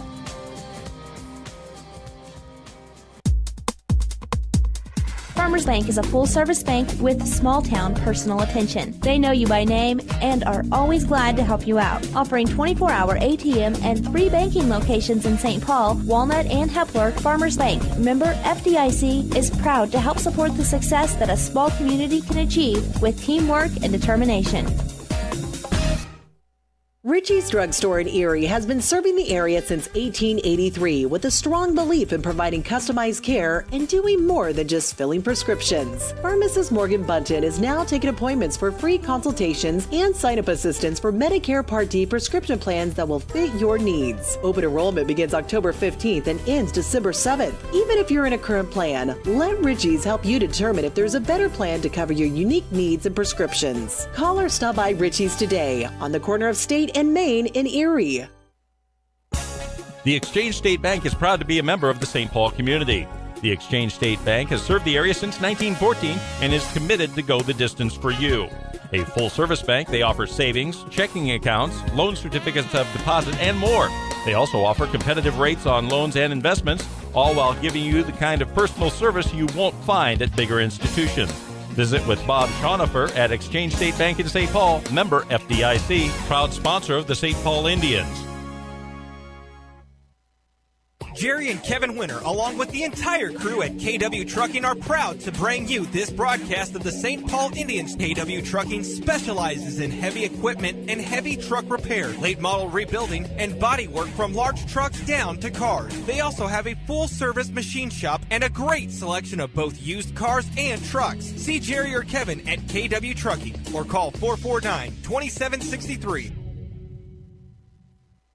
Prairie Mission Retirement Village in St. Paul provides services to people in their retirement years. Prairie Mission meets a wide range of needs from healthcare to assisted living and independent living apartments to elderly daycare services, including transportation. With our 7 to 7 dining, residents get up when they desire, eat when and what they want, and continue to live a full and happy life. Your family deserves the best in retirement care, so give Prairie Mission Retirement Village a call today for more information at 620-449-2400. Or visit them at 242 Carroll Street in St. Paul.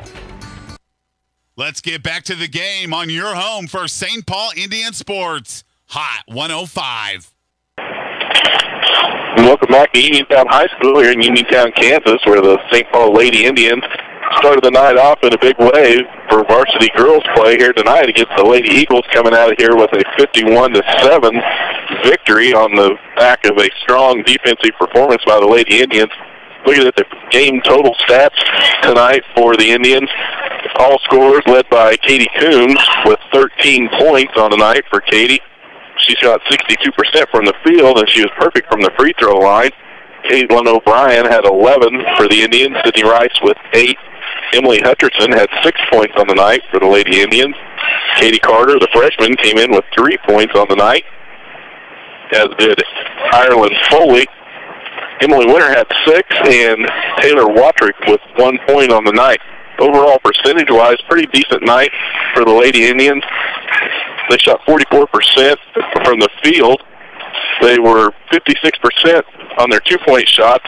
They're going 18 of 32 and only 15% from outside in 3-point range, going 2 for 13, so a little bit cold outside. Had a couple of nice open shots and just weren't able to convert them. As far as free throws, the girls shot 9 of 15 for a 60% average on their free throws. So overall, decent numbers by the Lady Indians. I think when you get into some of the tougher competition throughout the league play and some of the late season tournaments, you're going to want to see some of those numbers get a little bit stronger. But overall, a good performance tonight by the St. Paul Lady Indians in pretty much all facets of the game, especially defense. You'll hear us talk a lot about that as we go through the season, just because that's really what Coach Tuck likes to focus on, and have a strong defensive play, and sometimes that's the best way to go, because the best defense is keeping your other team from scoring a lot of points, and that way it opens up a lot of doors where they can do a lot of different things on offense, especially these young girls, the freshmen coming out off the bench and trying to get their chemistry together with the older girls. So far it's working pretty well. So that's a rundown of the scoring. The boys out here on the floor now, warming up. Got about 9 minutes or so left before the boys varsity game tips off. So we'll take another break here, and as soon as we get back from this break, Dan will be back with us, and we'll talk a little bit about what to expect tonight as the St. Paul Indians take on the Uniontown Eagles here at Uniontown High School. We'll be back after this 3-minute timeout. You're listening to St. Paul Indian basketball on Hot 105. Hi, I'm Kendall Gammon. You may know me as a Kansas City Chief, but I'm also a proud graduate of Pittsburg State University. Pittsburg State offers more than 200 degree programs, small class sizes, and tuition so affordable, it earned Pittsburg State a top 10 ranking on Washington Monthly's Collegiate Best Bang for Your Buck list. But don't take my word for it. Visit Pittsburg State and see why there's nothing like being a gorilla. Learn more at pittstate.edu/beagorilla. St. Paul Tire and Lube, locally owned and operated, offers the small town convenience you love without the big city prices. They offer free pickup and drop-off in St. Paul, so you're not left stranded while your vehicle is in the shop. They offer tire repair and also offer oil change and new tires. When you find yourself in need of new tires or an oil change and need to keep going, visit with St. Paul Tire and Lube, 620-449-2323. St. Paul Tire and Lube, proud supporters of the St. Paul Indians. Exchange Insurance Agency is a proud supporter of the St. Paul Indians.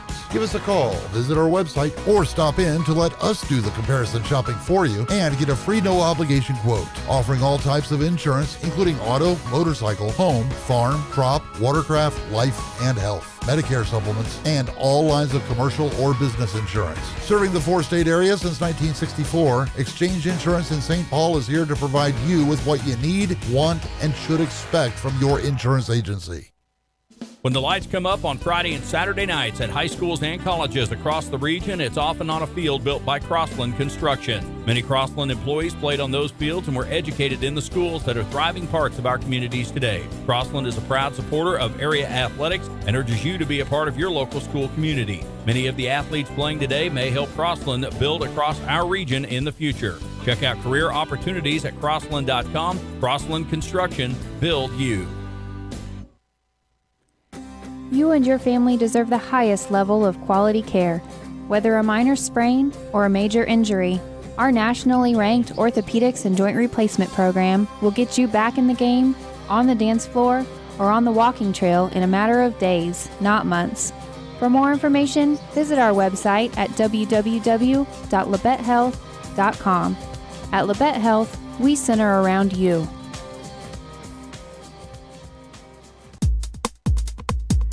Farmers Bank is a full-service bank with small-town personal attention. They know you by name and are always glad to help you out. Offering 24-hour ATM and 3 banking locations in St. Paul, Walnut, and Hepler, Farmers Bank, member FDIC, is proud to help support the success that a small community can achieve with teamwork and determination.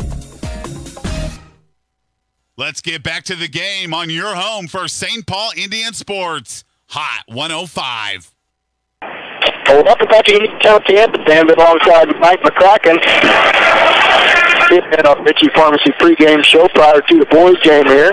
Lady Indians coming off a nice victory. Good defensive game put together by the Lady Indians to give them a 51-7 victory over the Lady Eagles. As we move into the nightcap here, the Indians come in 2-1, come off with two nice wins against Chautauqua and Southeast. Had a nice game going against Columbus Friday night. 14-point lead with 4 minutes to go, and then I guess we're going to have to call a little bit of a collapse or a mental lapse by the Indian boys and come out getting beat by 1 point, give up a 14-point lead there late in that fourth quarter, or at least for the last half of the fourth quarter. But either way, put that game behind them. Big league opponent coming up to Uniontown here. Uniontown will be led by number 15, 6'4" senior Finn George. As I remember last year, he just lit it up against the Indians last year. So Indians come up here, have to reset everything. Got 3 games under the belt in that preseason tournament, just coming after about 4 or 5 practices because of that state championship. Both in football played them well after Thanksgiving, so just 4 or 5 practices. So a lot of, what do we want to call, a lot of work on the run for the Coach Wadrick, Coach Shorty, and the Indian boys. Yeah, the Eagles match up fairly well size-wise on the boys' side anyway. You mentioned George, the 6'4" senior. They also have Titus Lawrence, who's a junior. He's 6'3", so you got some big guys underneath for Uniontown. They also have Gavin Fry, the 6' senior. So they've got a little bit of height on them. However, you look over at St. Paul's roster, they're backed up with 6'2". Got Anthony Albertini, Grant Hutcherson at 6'2", Haney 6'3", Easton Dent 6'2", Ivan Murillo 6'1", Chase Bradshaw 6 foot. Both Bradshaw twins are 6 foot. So St. Paul, pretty good on the height department, and that's really something this year that maybe could be a luxury that they haven't had in the past. In the past, they've relied a lot on speed and agility and aggression, and now they've got some size to go along with that. Don't count out and think that they've lost anything in the speed department. You got Adam Albertini out there, out in front as a guard, who's always, someone on the football field. We were always bragging about how fast he was and quick. His quickness, which is really magnified on the basketball court, puts on some good moves, really a good ball handler, as well as Caleb Pekka. He got a strong leadership with Pekka and Doherty, Grant Hutcherson, the seniors. So a lot of good things for the Indian boys. And if they get themselves together and come off that loss last week and treat it like a learning experience, don't let them get them down, get their chemistry going, and get their basketball shoes under them and their football cleats off of them, I think they're going to be just fine as they move throughout the season here. Pretty good 3 games put together by the Indian boys. Caleb Lemons, a young sophomore, as by the one of the guards with Albertini as well as Pekka, done a real good job. Lemons has been getting a start. He's a real good ball handler and a nice-looking ball player as they wait for Raven Bourne to get back off of his knee injury with a bone bruise and a strained MCL. Should be back after the first of the year after Christmas break at some point. Want to take his time and make sure he's 100% when he comes back. It was actually good news, him coming off just having a little bone, or not a little, but having a bone bruise and an MCL strain. So could have been a lot worse, yeah.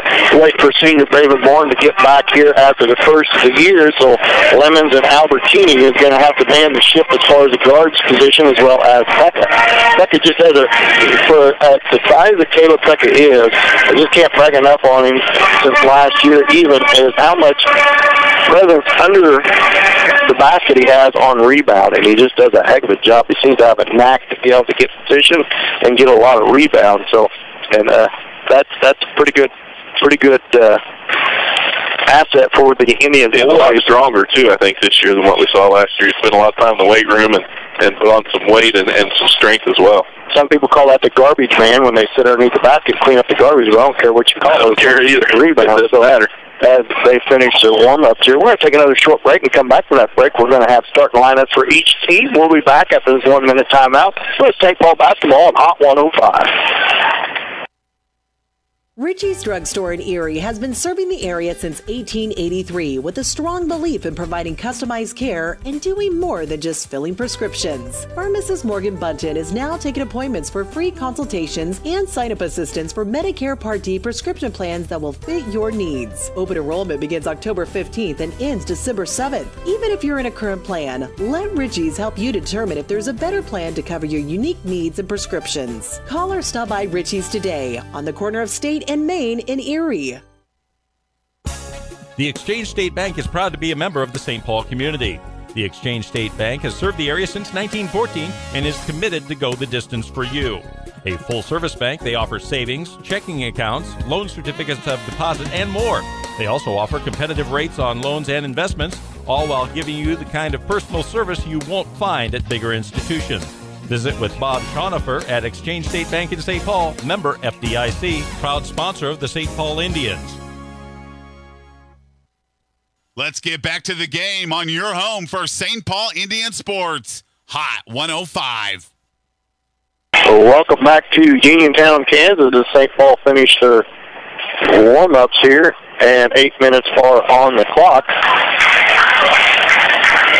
And we're getting set for starting lineups by each team. Once again, we'd like to welcome you to Shoshone High School. Our final varsity matchup will feature the St. Paul comes out here with, as their starting lineup looks like. And your Yeah, here we go. Looks like Jordy, Lemons, Pekka, Haney, and Albertini on the bench for tonight's game. Senior number 2, Jordy, will get the start at the guard position for the sophomore number 2, George. So we're going to have a couple Georges on the floor for the number 3, 5'9" sophomore Caleb Lemons will get the start, as well as for senior number 3. Oh boy, my number 3, Simpson. We have to keep track of the heat, so they're not on the roster. The junior Caleb Pekka will get the start for the Indians. The senior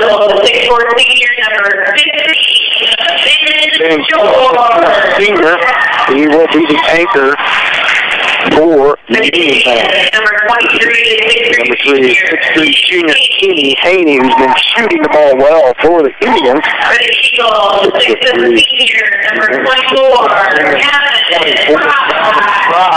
We'll get the start, 6' senior. And for the Indians, last but not least, big number 6, Anthony Albert. Senior gets the start for the Indians. And for the Eagles, number 30. And for the Reed. Reed at 23 on the roster, Mike. Change up to 34.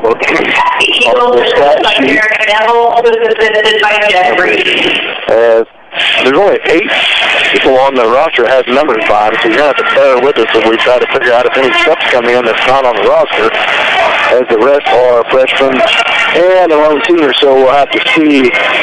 We're going to have to try to sort through this as we get started. But either way, we have 8 minutes on the clock. We're set for tip-off here. Thanks for listening to our Ritchie Pharmacy pregame show. Our Styles Fitness and More tip-off is right in front of us as they have it all set. As the Indians all line up as Haney sets tip-off against George. And the ball's in the air and is going to be controlled by St. Paul and Haney. Back with the basketball, man-to-man defense applied by long three-point shot by Doherty. Buries it as he was past NBA range. And it gives the Indians a 3-0 lead. George handles the ball against Haney. Man-to-man defense applied by the Indians. George pass goes out of bounds. Turnover on Uniontown, gives it back to the Indians.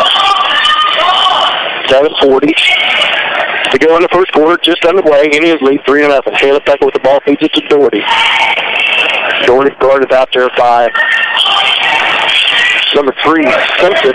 Rebound Indians. Long three-pointer by Doherty. Buried another one. He was 8 feet behind the line. Good Lord of mercy. Doherty's coming out here to put on a three-point show early on, it looked like. He was almost a half court. George all the way to the basket. Shot up, no good. Became fouled on the play. Good move by Ben George getting around to Haney. Good grief, he was out there. 6-0. Doherty 2 for 2 from three-point land. 7-12 left to go here in the first. Then George goes to the line to shoot 2. First foul on the Indians. First on Haney. George's first shot is on its way and good. And George is going to be a handful for the Indians. He's quick, handles the ball well, and has some height. The Indians are going to have to help on that man-to-man defense. Second shot on its way and good by George. Doherty feeds it into Pekka, pushes the ball down the floor hard, feeds it over to Haney. Haney dribbles towards the elbow, hands off to Albertini, back to Doherty. Doherty with a definite size advantage against Simpson. We'd like to see him in on the post at some point. Doherty feed into Albertini, shot right by the rim, short, no good. Rebound skipped around, that's going to be a foul against the Indians. As the second team foul on the Indians. First on Anthony Albertini, 6-2. Indians lead. George with the basketball, picked up out there by Haney. Back to the top of the key, bounce pass to Simpson, guarded by Pekka, into the lane, shot up and good. Good move by number 3, Jez Simpson. 6-4.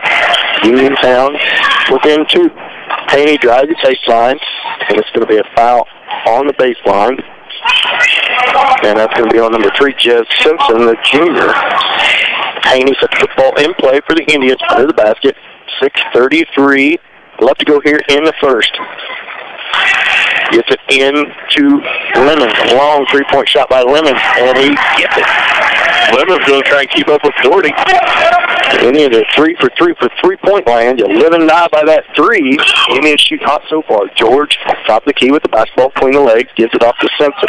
Guarded out there by Pekka. Ball take into the lane, shot up on its way short, no good. Rebound, Lemons. No, now chased down by number 24, in there by Gavin Fry.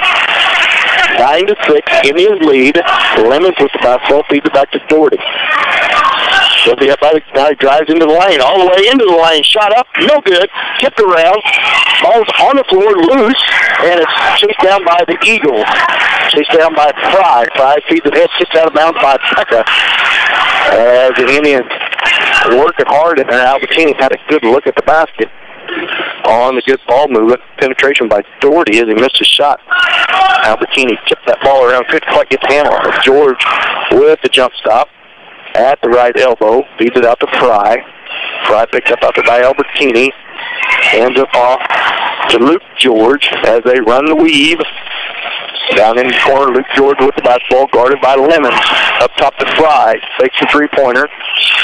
Now hands it off to Luke George, guarded by Lemons.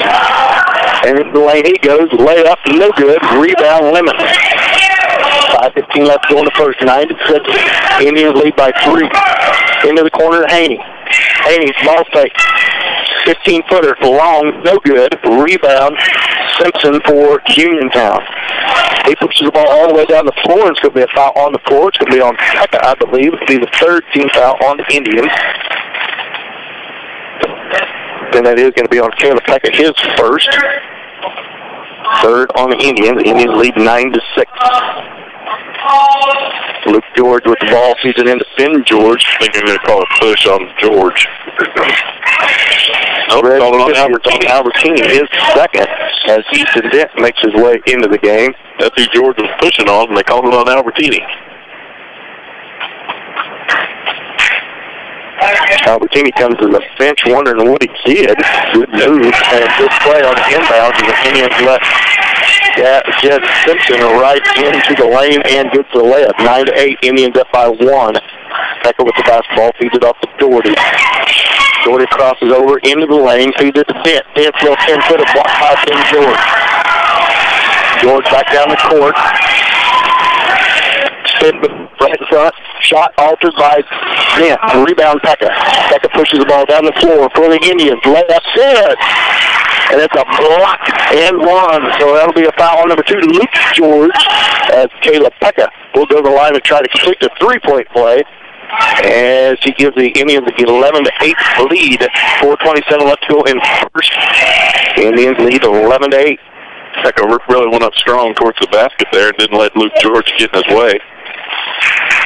Pekka settles in at the line, and he gets the free throw to go. They're not going to shoot 2, Caleb. You made the layup. Nice try. You never know. As the Indians retreat into defense, they lead 12-8, 4-point lead, 4:27 left to go here in the first. George with the basketball, as the Indians up by 4. George up above the timeline, picked up out there by Doherty. Goes into the lane, stops in front of the rim, couple ball fakes, gets the layup to go. They're going to have to stop that penetration by George. Lemons back down with the basketball, and it's stolen away in there on a bad pass by Gavin Fry. As they move it down to Fry.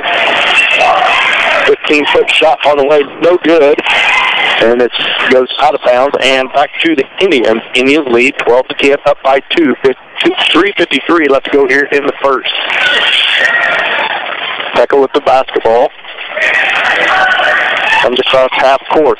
Feeds it into Haney. Haney with a couple ball fakes poked away and stolen. It's going to be a foul underneath. It's going to be on the Eagles.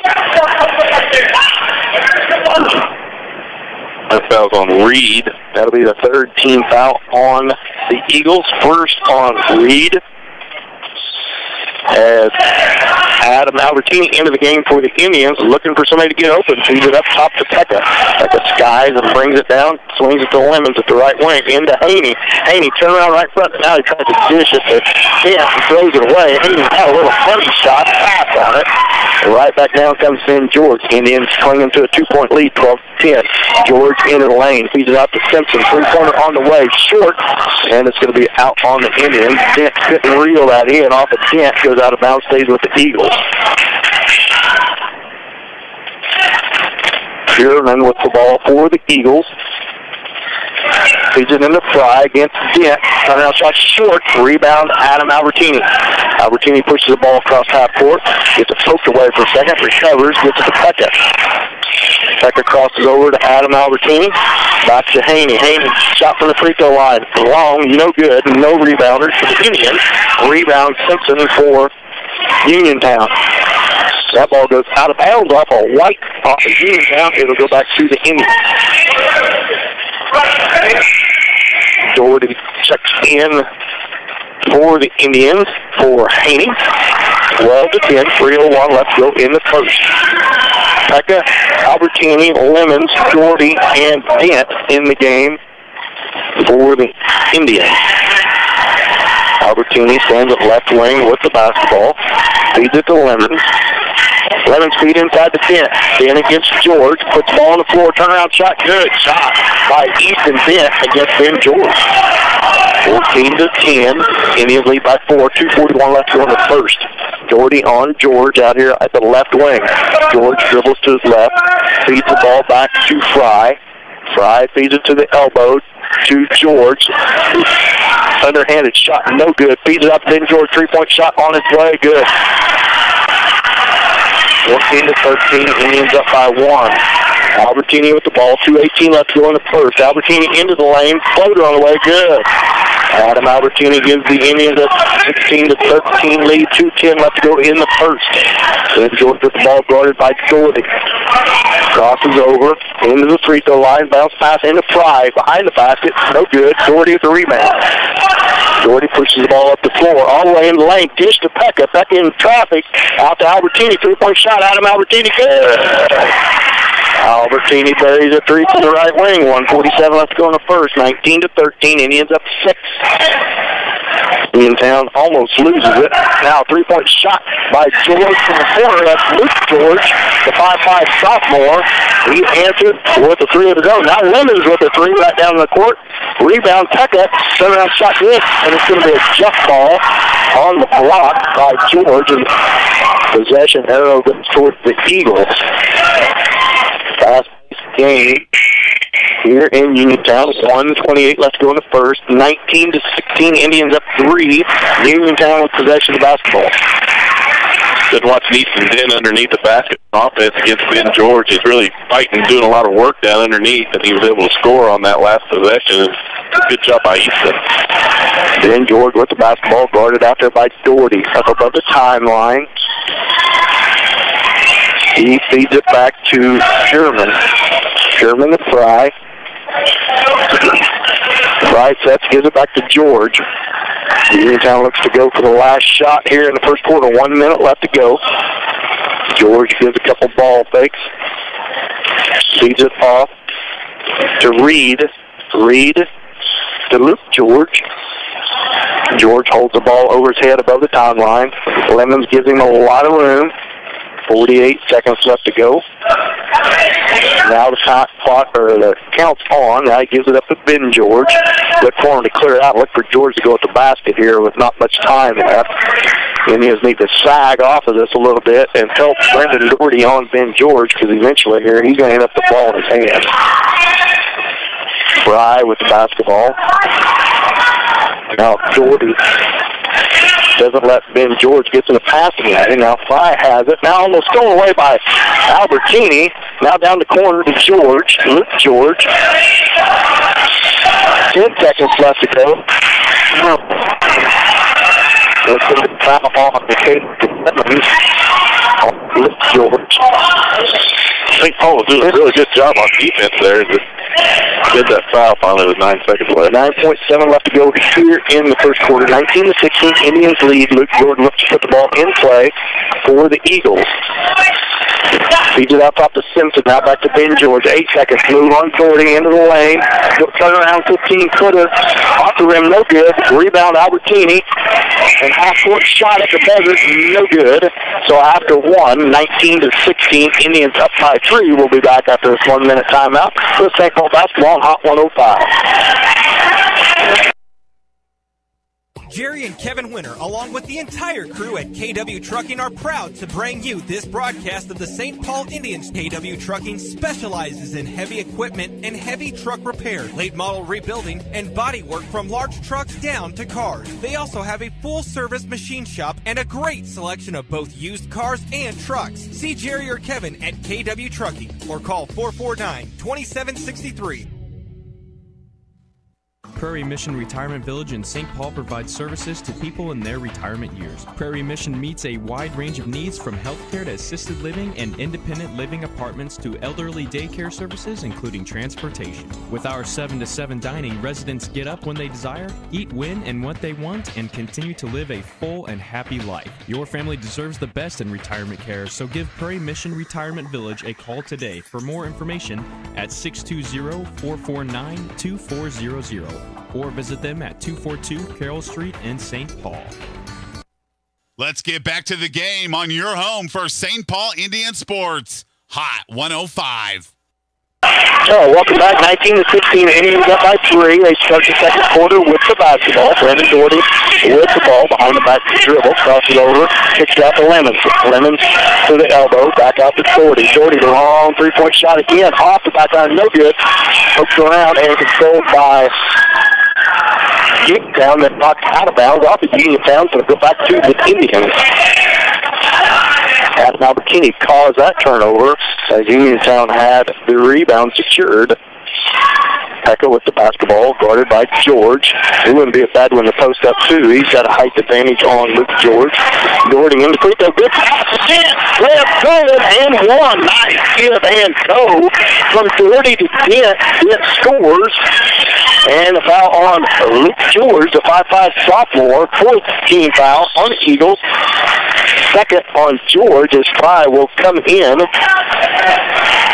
for Reed. Well, that was a good-looking play. We get that live stream. That would have been a good one to see on that live stream, Dan. As Dent settles into free throw line, 21-16. Is the Indians' 5-point lead. Dent's free throw good. Gives the Indians a 6-point lead. And right back in comes Reed in for Luke George, who has 2 fouls. So not much of a breather for Reed. Little full court token, man-to-man pressure by the Indians. Now they back off. Kenny Haney back in the game, back on George. George crosses over, crosses half court with it. 7:21 left to go in the second. Indians up 6. George with the basketball, picks up his dribble, feeds it off to Fry. Fry down the baseline, bounce pass, back out. Now into the lane is Reed. Scoop shot good. Good by Reed on the up and under.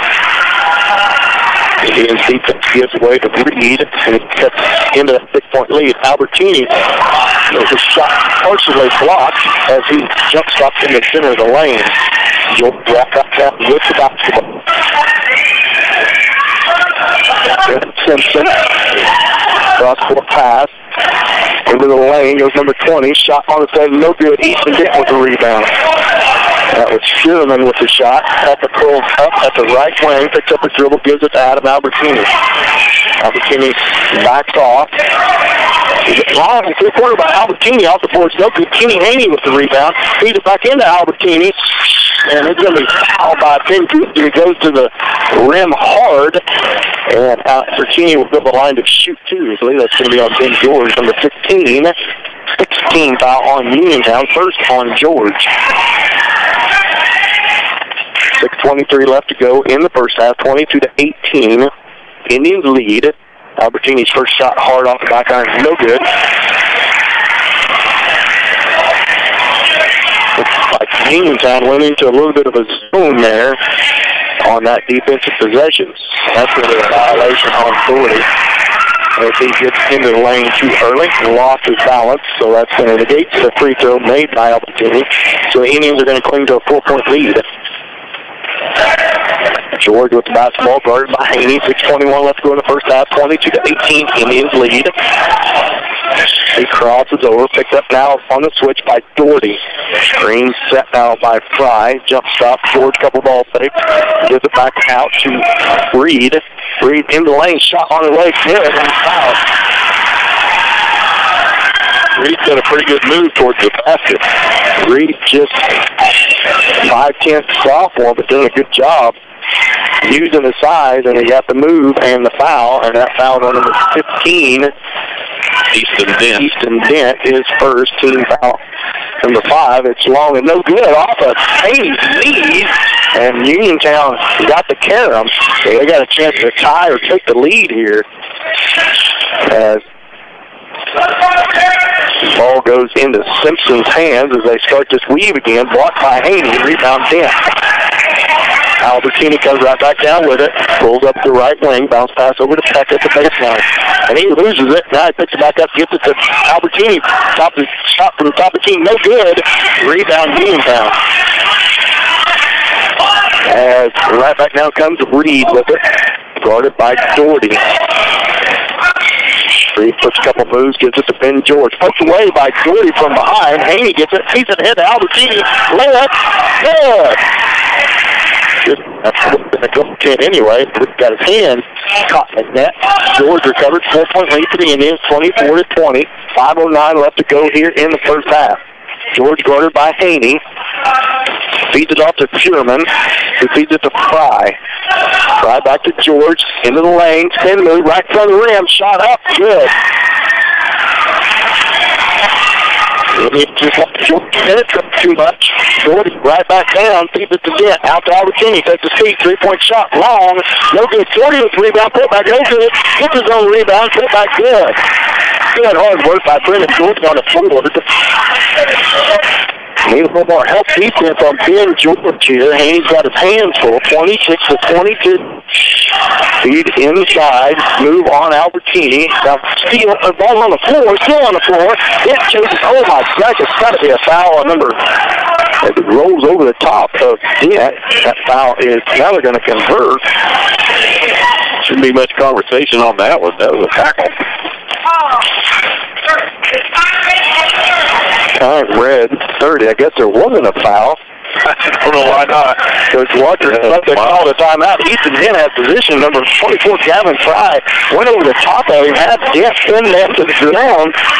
Dent was making a grimace on his face because his head was pinned down against the ground. Either way, Coach Walker's got a timeout. I'm going to assume it's St. Paul basketball coming out of his timeout. That's what I'd assume, but you never know. I've learned not to assume a thing, especially in basketball. 4:21 left to go first half, 26-22. Indians have a 4-point lead.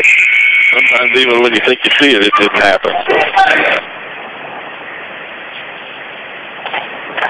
And it is Indians' possession of the basketball. Pecka sets the ball in play to Caleb Lemons. Lemons with the basketball, 4:18 left to go in the first half, 26-22. Indians up by 4. Pecka with the basketball to left wing, feeds it to Doherty. Doherty turnaround three-point shot. Off the rim, no good. Rebound, Fry for Uniontown. Doherty got a little bit cold now from outside. George with the basketball. Up above the timeline, guarded by Haney. Crossover all the way into the lane, left good. Gonna have to give him some help, or they'll get out of that man-to-man. Pecka right back down with the basketball. 2-3 zone. Haney from the corner. Three-pointer short, no good. Rebound Fry. Living by that three-point shot. The Indians ain't scared to take it, but now they've went cold, and it's clinging to a 2-point lead. George with the basketball again. He goes into the lane in front of the rim. He traveled. He gets away with it. Feeds it back to Simpson. Simpson back to George. George back into the lane again. Pull up 10-footer. Good. 3:21 left in the first half. 26-26. Doherty into the lane. He's going to be fouled by Jez Simpson. And that's just the 16th foul on Uniontown. That's on Furman. Oh, excuse me. On number 20. I thought it was on number 3. And it's going to be Indian basketball under their own rim. We are tied 26-26. Feed back into Pecka. Back to Haney. Haney over to Doherty. Sets his feet. Three-point shot again. Off, no good. Rebound. Uniontown. George comes back down with the basketball. 3:05 left to go in the first half. Tied at 26. George with the basketball, guarded by Haney. Towards the lane. And they're calling Haney. George initiating the contact, but he's going to get to go to the line and shoot the front end of a 1-and-1. 2:54 left to go in the first half. Uniontown gets a chance to take the first lead of the game. Indians have led all the way. 2:54 left to go in the first half. Tied at 26. George's front end of the 1-and-1 is right through there and good. 27-26, Uniontown up by 1.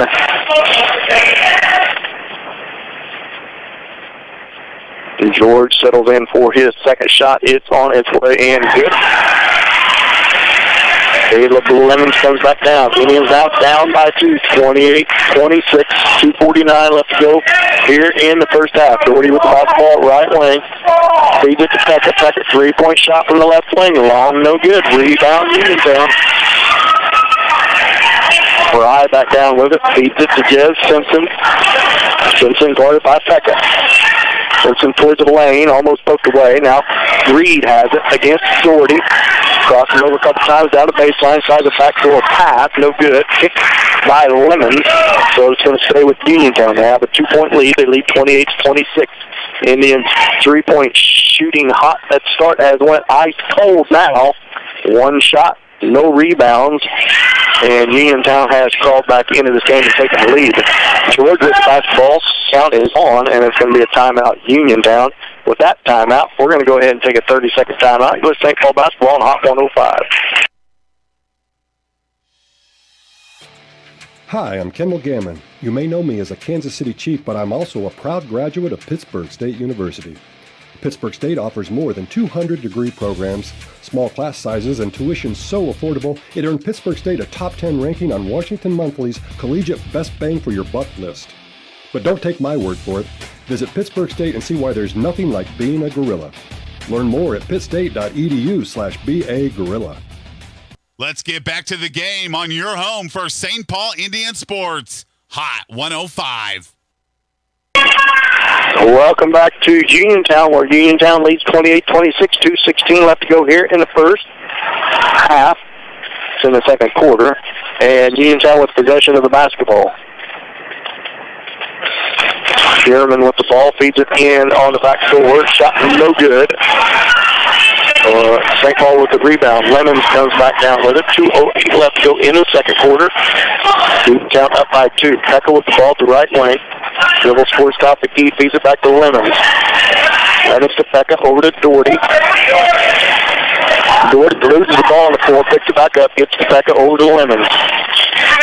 2-3 zone applied by Uniontown. Over to Lemons. 3 seconds.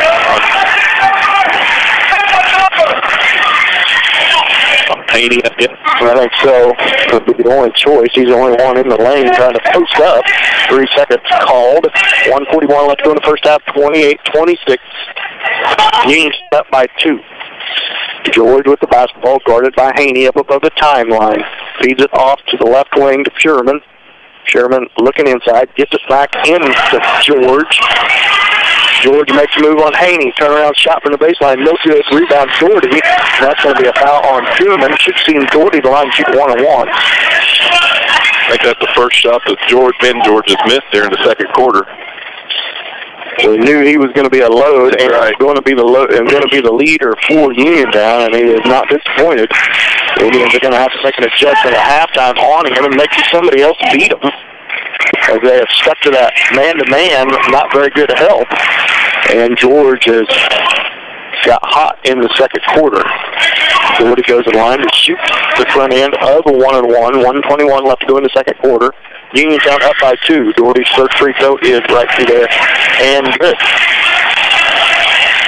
Number 13 checks in the game, but there's no numbers on the roster, so I have no idea who that is for Uniontown. That makes it a little hard to call sometimes. Doherty with the basketball. Got the lead to 1. Shot on its way and right through there. Doherty ties the score. 1:21 left to go in the first half. Tied at 28. George with the basketball for Uniontown. With a nice dribble now in front of the rim, right past the Indians. Misses the layup, but he can go line and shoot 2. There's no Lemons. 1:10 left to go here in the first half. 28-28. As George goes the line to shoot 2. George's first shot on its way and right through there and good. He is a good ball player. 29-28. Uniontown up by 1. Second shot by George. In and out, no good. Doherty with the rebound. Feeds it to Albertini. 1:09 left to go in the second quarter. Out to Pekka. Over to Doherty. Now to Lemons.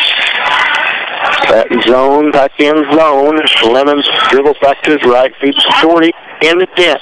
Dent out to Lemons. Doherty to Doherty. Doherty drives into the lane. A little floater on the way. Too hard. No good. Rebound.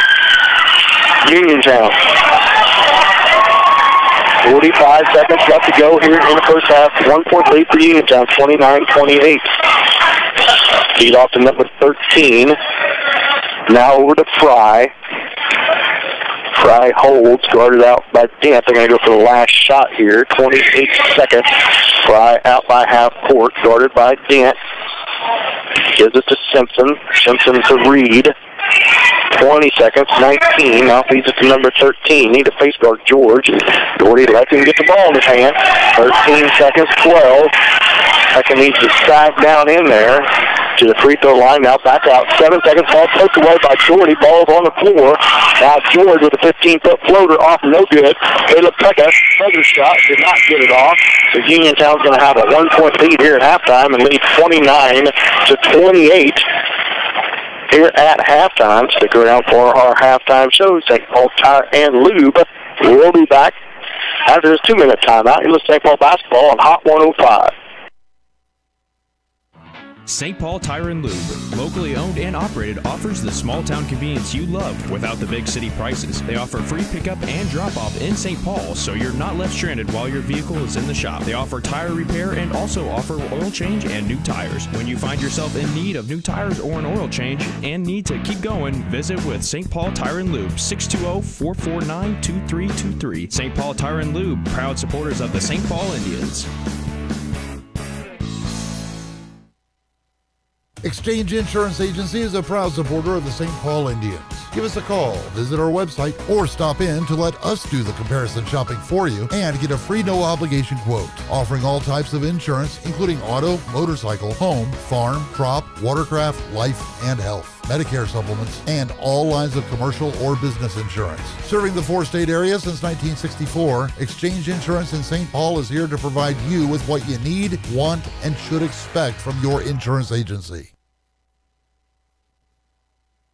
When the lights come up on Friday and Saturday nights at high schools and colleges across the region, it's often on a field built by Crossland Construction. Many Crossland employees played on those fields and were educated in the schools that are thriving parts of our communities today. Crossland is a proud supporter of area athletics and urges you to be a part of your local school community. Many of the athletes playing today may help Crossland build across our region in the future. Check out career opportunities at crossland.com. Crossland Construction, build you.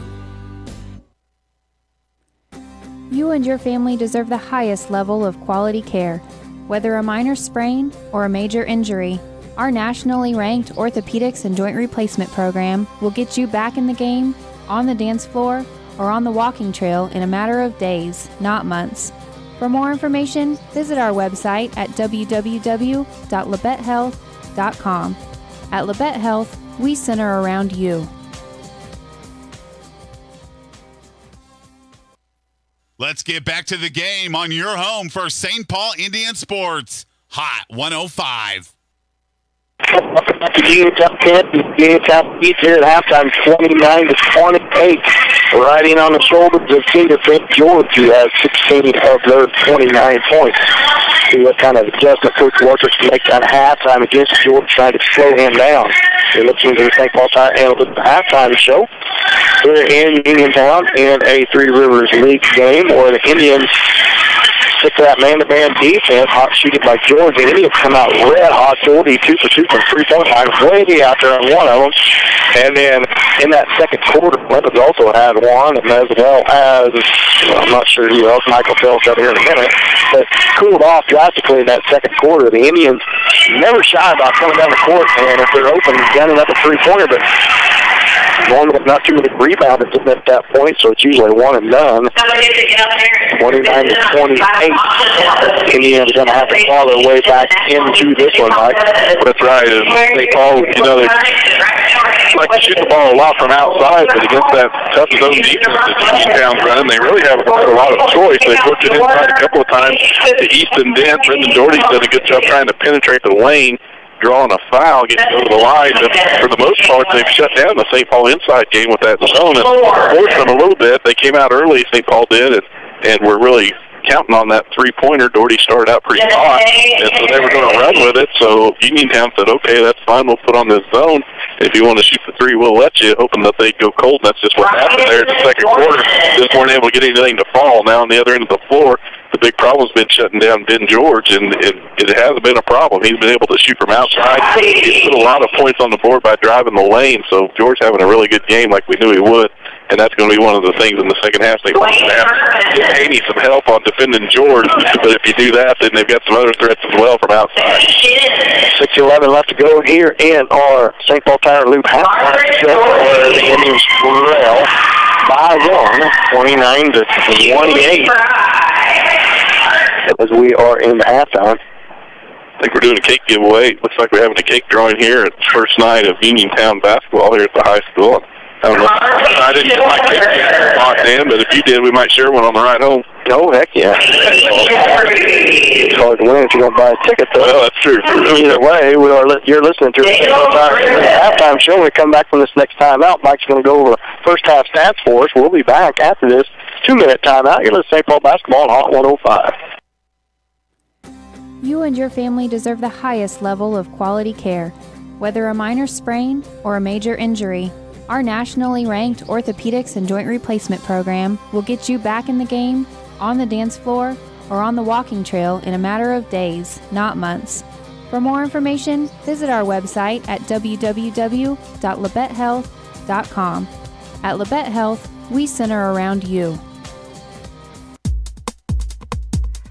Farmers Bank is a full-service bank with small-town personal attention. They know you by name and are always glad to help you out. Offering 24-hour ATM and 3 banking locations in St. Paul, Walnut, and Hepler, Farmers Bank, member FDIC, is proud to help support the success that a small community can achieve with teamwork and determination.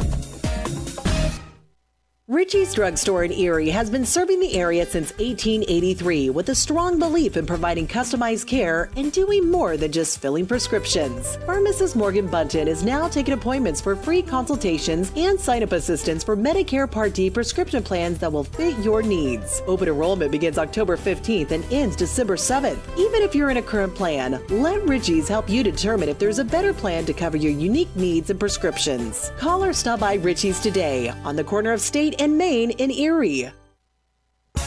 The Exchange State Bank is proud to be a member of the St. Paul community. The Exchange State Bank has served the area since 1914 and is committed to go the distance for you. A full-service bank, they offer savings, checking accounts, loan certificates of deposit, and more. They also offer competitive rates on loans and investments, all while giving you the kind of personal service you won't find at bigger institutions. Visit with Bob Schonifer at Exchange State Bank in St. Paul, member FDIC, proud sponsor of the St. Paul Indians. Jerry and Kevin Winter, along with the entire crew at KW Trucking, are proud to bring you this broadcast of the St. Paul Indians. KW Trucking specializes in heavy equipment and heavy truck repair, late model rebuilding, and body work from large trucks down to cars. They also have a full-service machine shop and a great selection of both used cars and trucks. See Jerry or Kevin at KW Trucking or call 449-2763.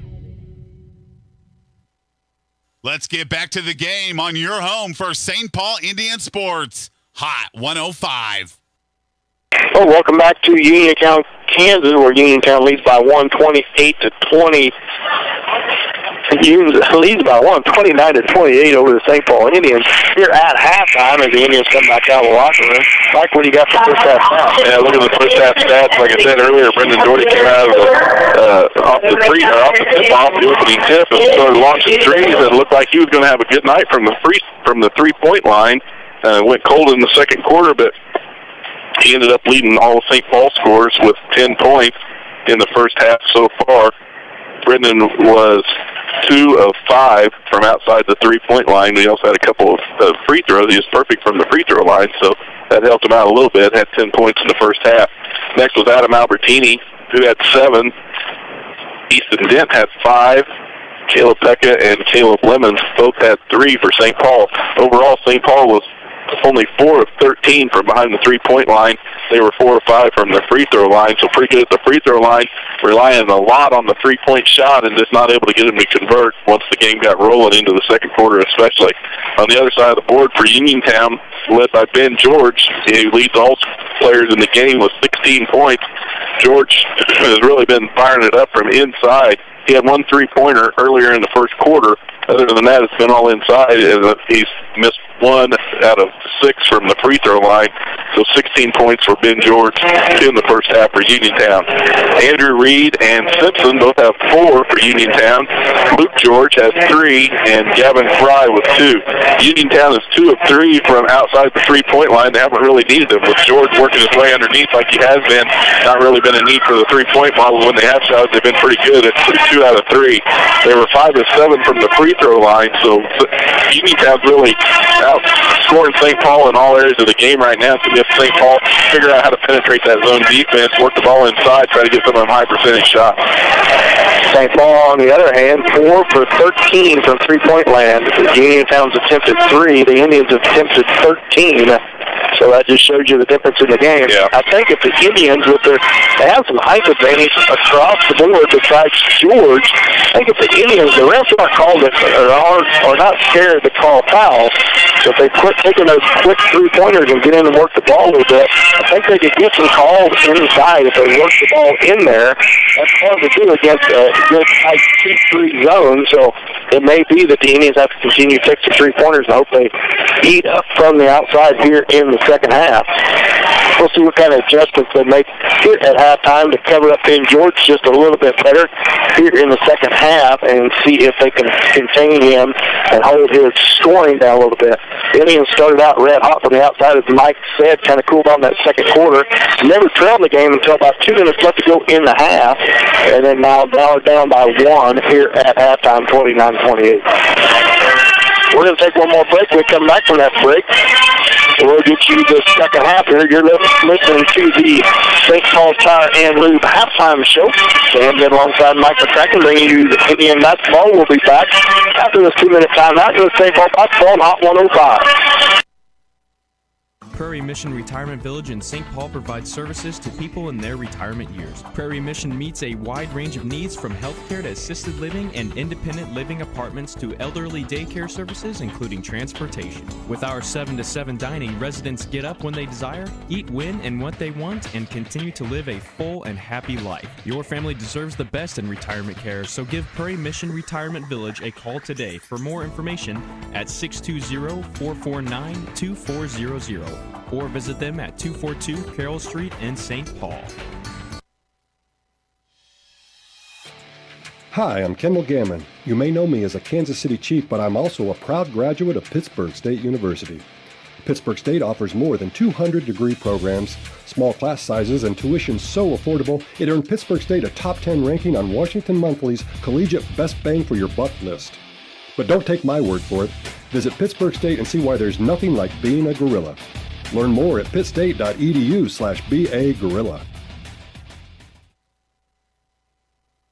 St. Paul Tire and Lube, locally owned and operated, offers the small town convenience you love without the big city prices. They offer free pickup and drop off in St. Paul, so you're not left stranded while your vehicle is in the shop. They offer tire repair and also offer oil change and new tires. When you find yourself in need of new tires or an oil change and need to keep going, visit with St. Paul Tire and Lube, 620-449-2323. St. Paul Tire and Lube, proud supporters of the St. Paul Indians. Exchange Insurance Agency is a proud supporter of the St. Paul Indians. Give us a call, visit our website, or stop in to let us do the comparison shopping for you and get a free no-obligation quote. Offering all types of insurance, including auto, motorcycle, home, farm, crop, watercraft, life, and health, Medicare supplements, and all lines of commercial or business insurance. Serving the 4-state area since 1964, Exchange Insurance in St. Paul is here to provide you with what you need, want, and should expect from your insurance agency. Let's get back to the game on your home for St. Paul Indian Sports. Hot 105. Well, welcome back and underway here in the second half. Uniontown leads 29-28, 1-point lead, and we'll start with possession of the basketball.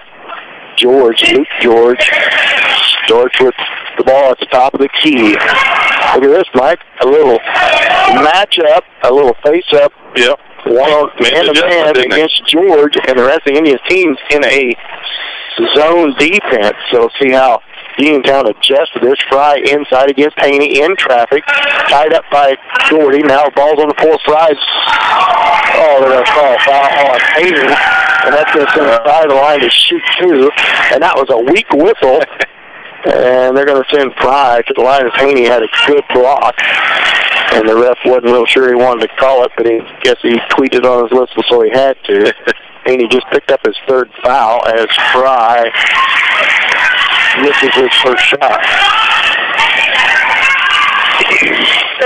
So the adjustment at halftime is to play a box and one and put Caleb Pekka on George, and the rest of the Indians play like a 2-2 zone. So Haney all the way to the rim, misses the left, hits his own, putback good, and he'll go right to finish off a 3-point play.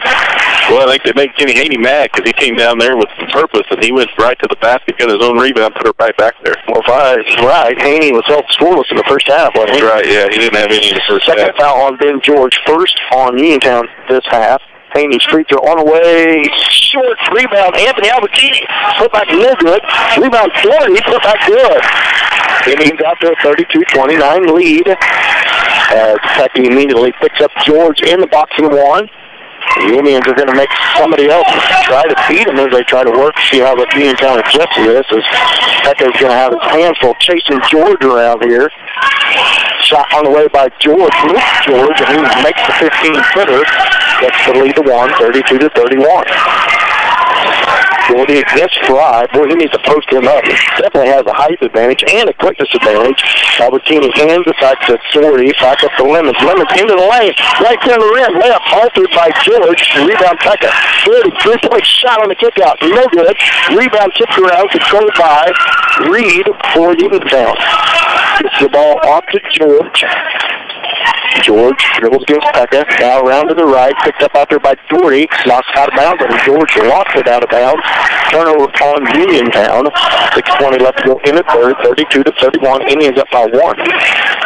Indians really need to get some offensive rebounds. That'd really help them out, give them some extra shots, more than just one shot every possession.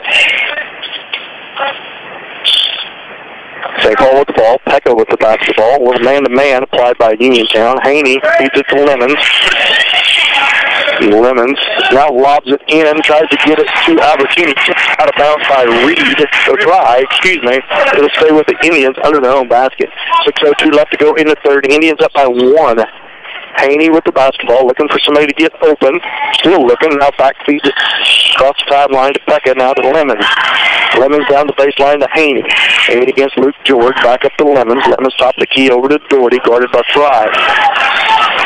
Doherty in the lane. Layup hard, no good. It's going to be a charge against Doherty.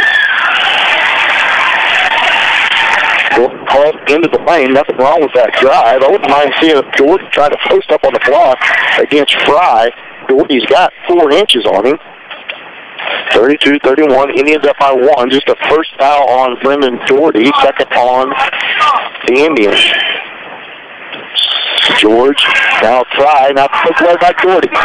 Doherty streaks out. One man back for Uniontown. Foul on number 3, Jez Simpson. Doherty missed the layup. He'll go to the line to shoot 2. Second foul on Simpson. Second team foul on Uniontown. Second on Simpson. As Sherman comes to the scores table to check in for Uniontown.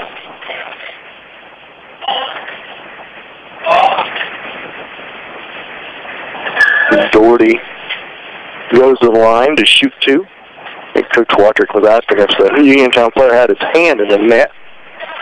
Doherty's first free throw is right there and good. There was some at the scores table. Now they disappeared, so nobody comes in now. Yeah. Not sure what the story is neither. Must have went back to the bench. As Sherman come to the scores table, now he went back to the bench. That's looking in dismay like what happened to the disappearing actor at the scores table. Ready to make the switch, and there was a switch. Reed back down with the basketball. Feeds it to Luke George at left wing for Uniontown. Cross-court pass to Simpson. Simpson, 15-footer on the way. No good.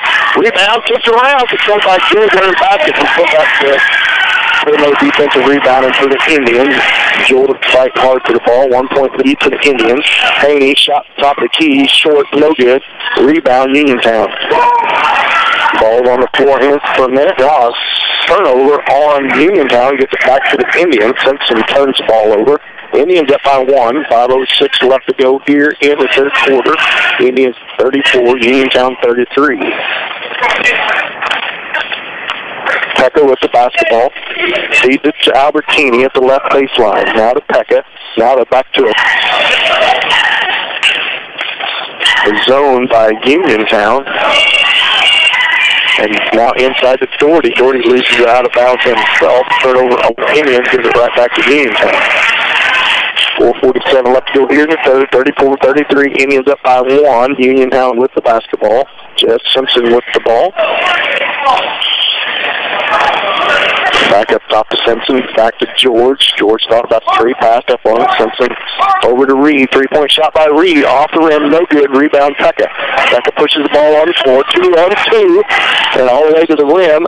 No good, but it's going to be a block. Pekka will go to the line and shoot 2.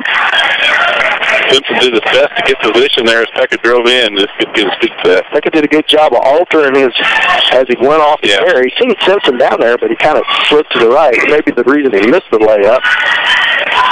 But Simpson just a little bit out of position there. He was back on defense. He just didn't get quite slid over far enough.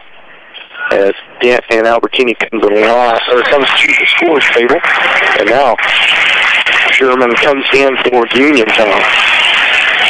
Albertini and Lemons and Anthony Albertini gets a break as Dan and Adam Albertini comes in. Pekka made his first free throw as he lines up for a second. It's on its way and right to it and good. Gives the Indians a 3-point lead, 36-33. George with the basketball. He feeds it off to Reed. Reed back to Furman. Furman bounce pass inside to Fry. Turn around shot, no, gives it out to George. Shot from the baseline. Good. George, nice. Sophomore, good-looking player. Albertini right back down with the basketball into the lane, kicks it out to Doherty. Doherty drives the baseline all the way through. Reverse layup, no good. Out of bounds, off of Fry. So good job by Caleb Pekka throwing it off of Fry's leg. Tough shot by Doherty on the reverse.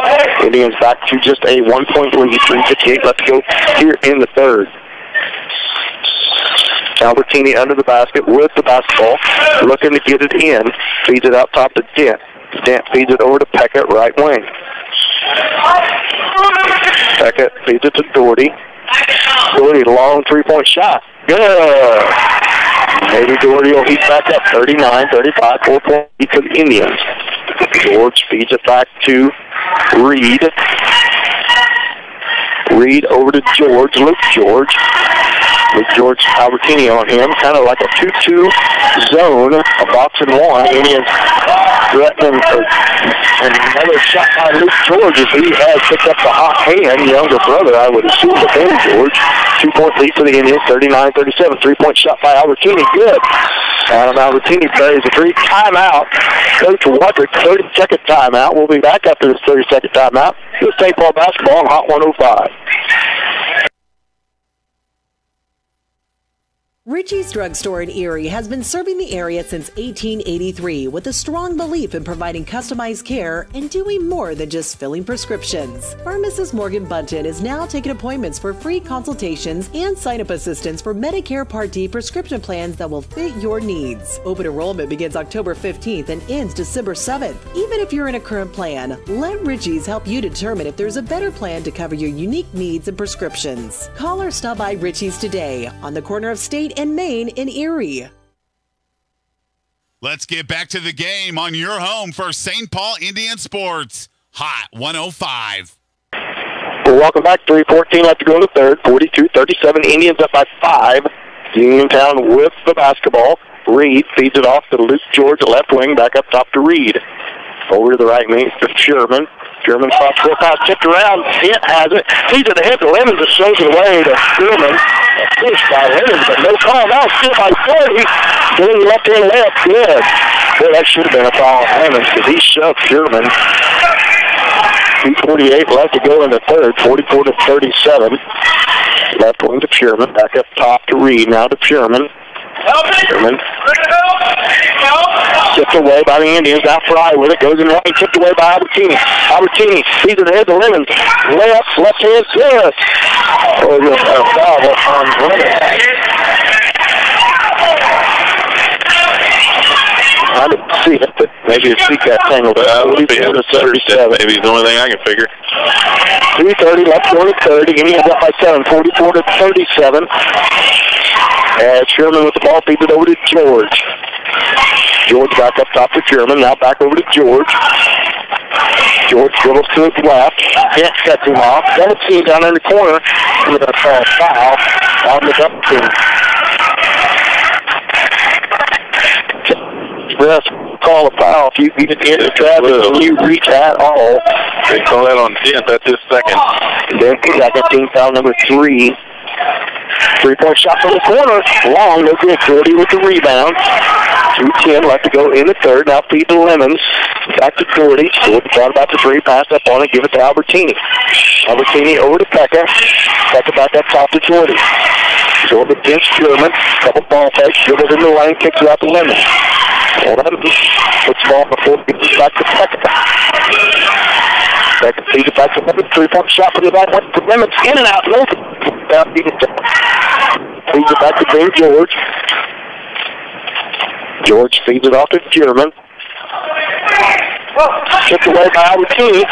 Steal by Albertini. Drives down. layup, good. And one. Foul on Zimmerman. Good move by Adam Albertini. On that steal, saves the bells to himself. Pushes it down for a left-hand layup and one. Indians out to 46-37 lead. Adam Albertini really taking over here in the second half. He's got 3 steals, I think, here just in the third quarter. Joe Simpson back into the game for Furman. 1:32 left to go in the third. Albertini lines up for the free throw and makes it 47-37, 10-point lead. Biggest lead of the game by the Indians. Simpson with the ball, feeds it over to Fry. There's a walk on Joe Simpson as he drug his feet. So that box and one so far, Mike, has really worked here in the third quarter. Yeah, that's made a big difference here on St. Paul being able to defend against this Uniontown team. Pekka at the elbow, tries to feed it inside the 10. Now gives it back to Doherty. They're going to call 3 seconds on 10. That's Coach Watry calling one of his players to move the ball around. Ball movement, get him out of position. 1:10 left to go in the third, 47-37. Jed Simpson with the ball, feeds it over to Luke George. Thought about the three, now gives it into Fry. Gets it out to George, then George. Back to Luke George. Lemons on him. That was cross-court pass. Almost going away by Dent. Now ball goes out of bounds. It's going to stay with Uniontown. Good hustle by Dent and Albertini, Adam Albertini. 47-37. Indians up by 10. 47.6 left to go. 3-point shot from the left baseline. In and out, no good. Rebound, Luke George. Just got to dribbles back out. And now a 3-point shot by him is right here. Luke George has the hot hand for Uniontown. Albertini kicks it out to Doherty. Doherty drives into the lane, and it's going to be a foul on the floor. So it's going to be St. Paul's ball out of bounds. 29.1 left. Indians with a 7-point lead, 47-40. Foul on Fry, number 1. 15 foul on, just a 13 foul on Uniontown. Adam Albertini feeds the ball into Lemons. 28 seconds left to go here in the third quarter. Indians 7-point lead. Bounce pass inside the 10. Dent for the ball fake against George. Good move. Easton Dent on the up and under. 17 seconds left to go. 49-40. Indians up by 9. Simpson feeds it out to George. George back up top to Simpson. Simpson on the floor. Gives it off to George. Picked up out there by Albertini. Now good defense applied by him. 4 seconds left. 3. Gives it off to Simpson. 3-point shot on the way. No good. Rebound. So at the end of 3, Indians lead 49-40. We'll be back up this 1-minute timeout. Here is St. Paul basketball Hot 105.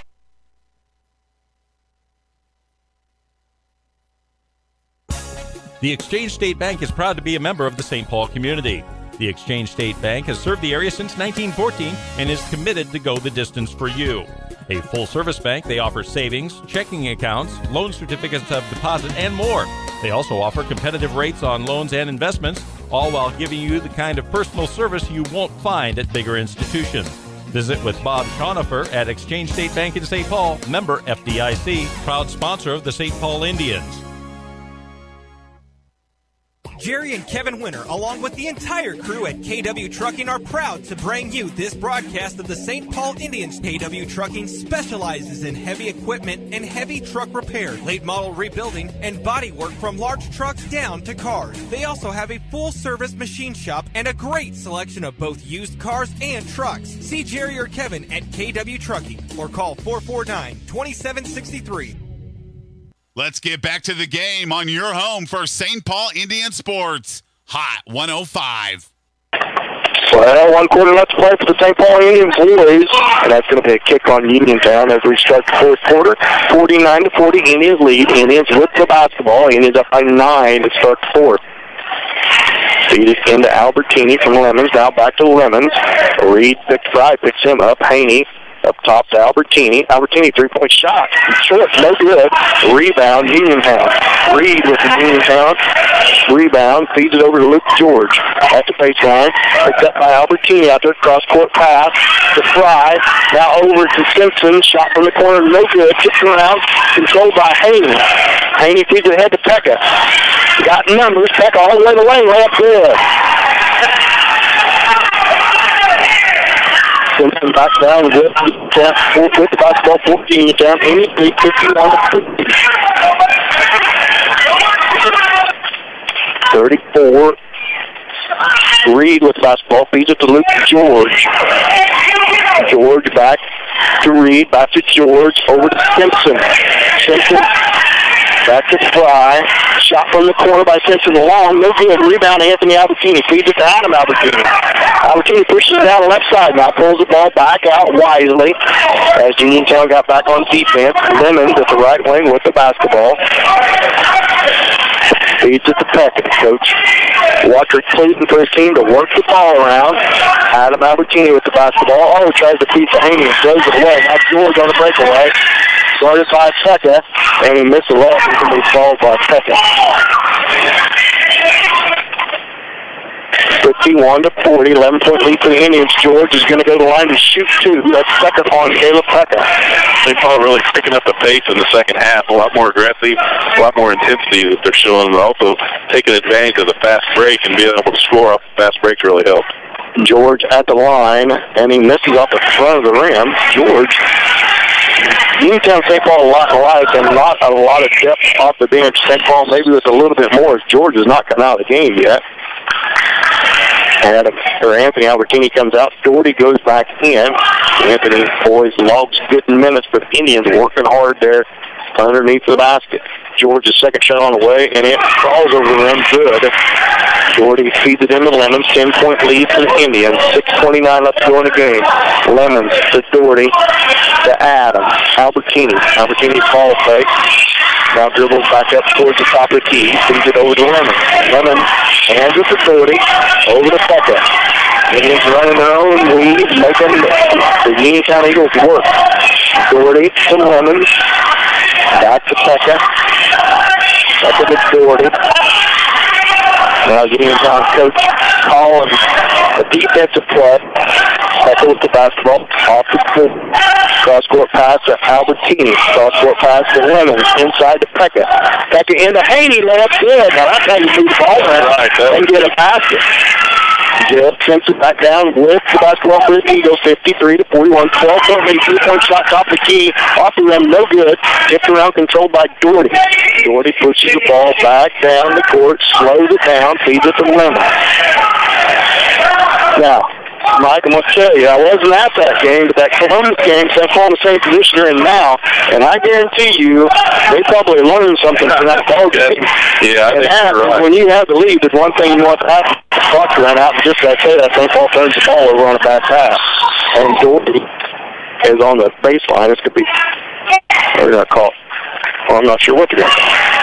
They call foul on Uniontown from the opposite side on Fry. And it's going to be a timeout by Coach Watford. We'll go ahead and stay here. Pretty good second half put together so far by the Indian boys, Mike. That boxing one against George has really slowed him down here in the second half so far. But I don't know if it's a little brotherhood is, but Luke George has really picked up the pace for Uniontown and is the lead scorer as St. Paul's decided that they need to make somebody besides Ben George beat him, and it's worked to an advantage so far. That's right. Luke George has shot 4 times and made all 4 shots. One of them was a 3-pointer.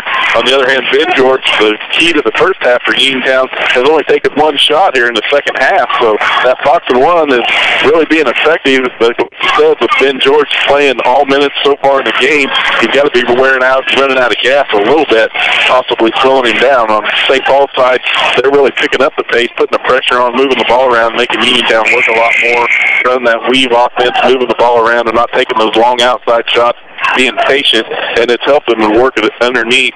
They've also been able to score off the fast break on some turnovers. Uniontown's got 7 turnovers already here in the second half. 53-41, St. Paul by 12, and it will have possession of the basketball. 5:12 to go in the ball game. There's Lemons Gets set to feed it in to Pekka, and does. He's going to be picked up a little bit by Luke George. Three-quarter pressure, feeds it off to Albertini, over to Lemon. A little trap defense, a little 3-2 trap applied by Uniontown. Lemon holds the ball up above the timeline. Feeds it over to Albertini. Albertini, free throw line to Pekka. Pekka into the lane, left and left, no good. But he'll go to the line to shoot two. That was a good move by Pekka to take advantage of that open lane and try to drive it to close down on him, and he drew the foul. 24 on the block. That's his third. Fry, his third. Team foul number 7 on Uniontown. Pekka will shoot 2 because he's on the shot. His first free throw rattles across off the rim to the backboard and back through the hoop and goes down for the Indians. 54-41, 13-point lead for the Indians as Caleb Pekka settles in here for his second free throw. It's on its way long, off the rim, no good. Rebound Reed. No, that is Fry for Uniontown. Now Reed with the ball. Feeds it off to Simpson. Back off to Reed. Bounce pass inside to Fry. Gets tied up for a minute. Kicks it out. Over to George. Three-point shot by George. This.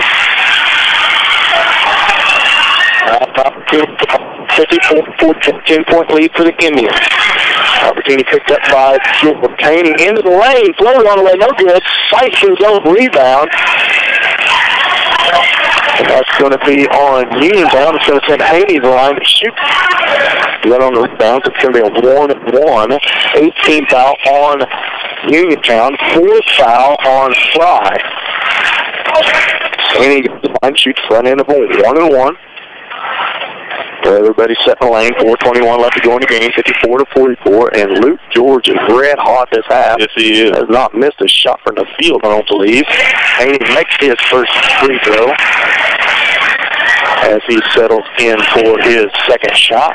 Coach Wadrick is screaming as Indians not to leave 2 alone.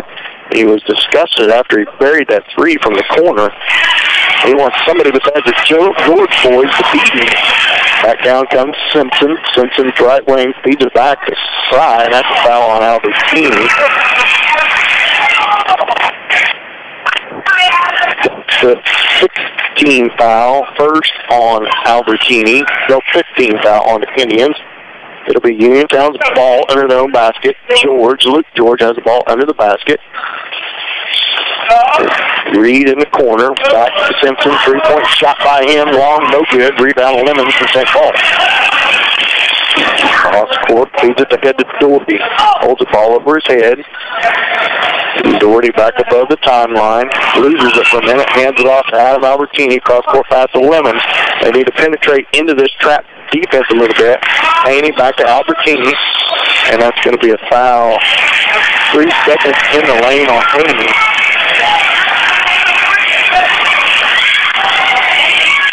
55-44, 11-point lead for the Indians. 3:49 left to go in the game. 3:47 left to go. Simpson with the ball over to George. Back to Simpson. Back to George. 3-pointer on the way. Good. Luke George puts on a shove here for the second half. Timeout. Needs that 30-second timeout. Put the back up to the 30-second timeout. Take all that ball off the 5.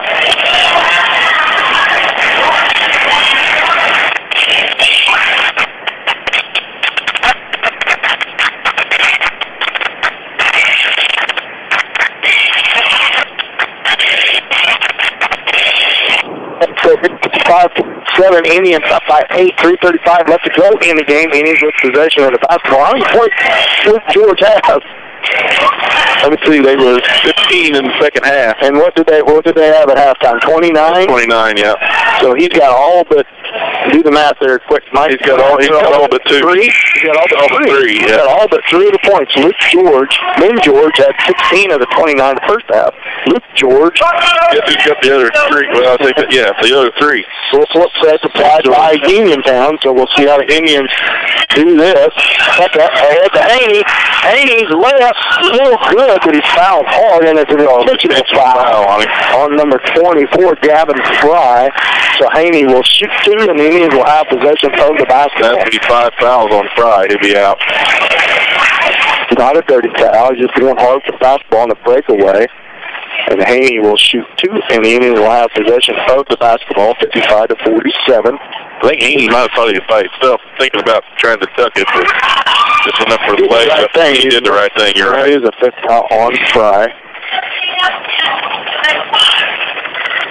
As Fry just fouled out of the game. I mean, he did call an intentional foul. Not usually an intentional foul, and it was sort of a breakaway. Usually intentional fouls only called if you grab from behind on a breakaway to keep them from making a layup. But Fry was just hustling down the court. They did a good job. Got over the top of that press. The Pekka fed it there to Haney. Stillman comes back in for Fry. 55-47. Indians up 8. 3:31 left to go in the game. Haney to the line to shoot 2. On its way, and good. 17 for his second shot. It's on its way, and he rolls off the rim. I thought he was going to get the roll. They call basketball under their own basket. They lead 56-47. 3:31 left to go. See how the Indians handle the pressure, because Uniontown's going to have to ratchet up the pressure. Gets it off to Haney. Oh, there's a foul on his arm, but no call. Doherty passes on the 3 wisely as he dribbles back up to the timeline. Guarded by German. Now into the lane. Feeds it to Haney on the weak side. Haney with a couple moves. Tries to get it and does get it away. He's going to be fouled. Haney had a little better look at it than that, but couldn't quite get the handle of the basketball. Finally did. And he's fouled by number 3. Simpson took the score. Jeff Simpson, team 10. 10 foul, 5 on the Indians, 10 on Uniontown. 3:15 left to go in the game, 56-47. Haney to the line again to shoot 2. First shot on its way short. Still that from here. Off the front iron short. As Haney settles in here for his second shot. Second shot is on its way and right through there and good. 10-point lead for the Indians. 3:15 left to go in the game. 3-12 now. Simpson with the basketball. Feeds it inside. Now back up to Simpson, who passes on the 3. Shot from the baseline long. Caleb Lemons with the rebound. Lemons pushes the ball up ahead to Adam Albertini. Bounce pass across through the double team to Doherty. Over to Lemons now. Lemons with the ball over his head. Guarded out there by Ben George. Spins away from him. Drives the baseline. Short pass stolen by Uniontown. Ben George gets the ball now. 2:42 left to go in the game. George all the way in towards the rim. Shot. Oh, you're kidding me. Got a break there, didn't they? Run around and wide open in the lane. There wasn't nobody around there to call a foul on Caleb Pekka. But George has cut the lead to 8 and has a chance to cut it to 7 with 2:38 left to go in the game. As now they settle in for the free throw. George to the free throw line. How many's that on Pekka? I missed that. 6 foul on third on Pekka. George misses it. The rebound. Sherman blocked by Haney after George. 3-point shot. He's going to be fouled on the 3-pointer by Caleb Pekka. So he just picked up back-to-back fouls and just fouled him on a 3-pointer. So now George has a chance to cut this lead to 5. I think he's going to call him outside. So it's 2-pointer. Foot was on the line, so he's just going to shoot 2. It was not a 3-pointer, just a 2-pointer. So George goes to the line to shoot 2. Indians could have avoided all that if they just blocked out on the rebound.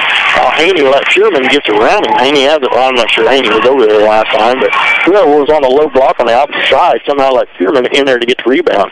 Second shot short. Again, Haney gets it this time. 57-point lead. 2:29 left to go. Adam Albertini with the ball. Crosses over against George. Top loses it. Now going to be fouled by George. Adam Albertini will go to the line to shoot 2. Almost a steal by Ben George out by half court. 57-50. Indians up by 7. 2:24 left to go in the game. Third foul on George. Ben George. Indians are in the double bonus the rest of the way, so Albertini will shoot 2. Albertini settles in at the line. Here's the shot, and it's right through their hand good by Adam Albertini, the young sophomore. Albertini, Lemons, both sophomores. Pekka and Doherty, seniors, and Haney, a junior, on the floor for the Indians. Second shot is good by Albertini. Sends the lead back out to 9. Simpson with the basketball. Feeds it back to Reed. Reed dribbles up top the key. Back to Simpson. Feed inside to German. German. 3-point shot by Reed. Yes. Reed plays the three. Timeout Uniontown. 6-point lead for the Indians. 2:08 left to go in the game. 59-53. And we'll be back after this 30-second timeout. Here's St. Paul basketball, Hot 105.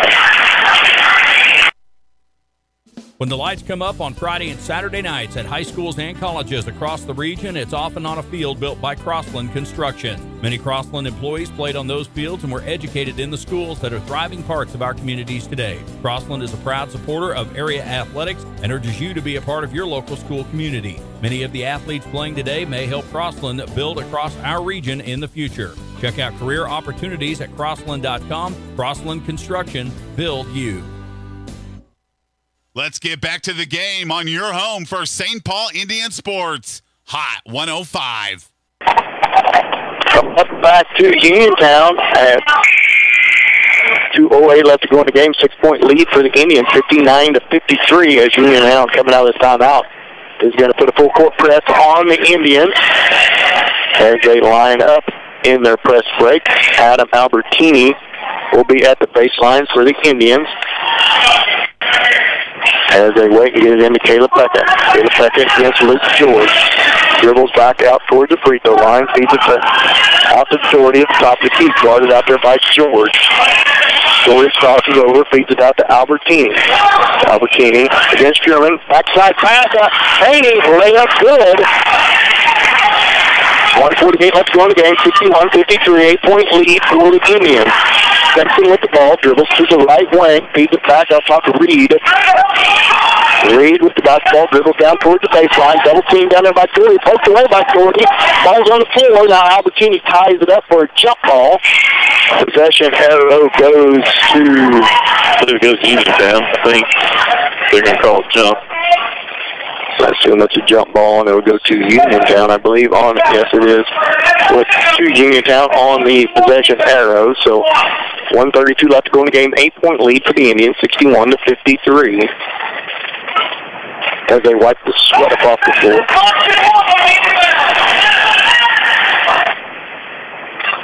Reed in the corner by himself.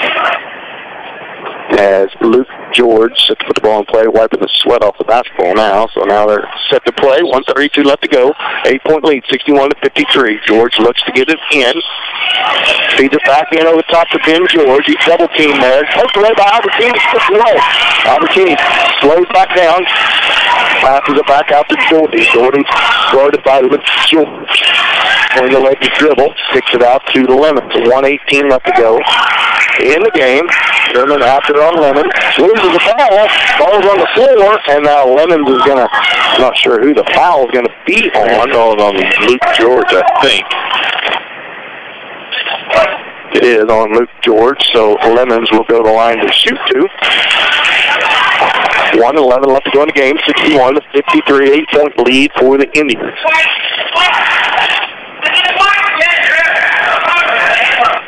As they get set on the line, Lemons will shoot two because Indians in double bonus the rest of the way. Lemons settles in at the line. First shot on its way off the rim, no good. 61-53, 8-point lead for the Indians. 1:11 left to go.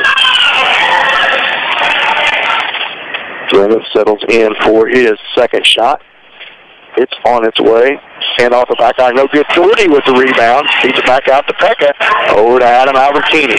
He's guarded out there by Reed. He dribbles in towards the elbow. Gets it out to Lemons.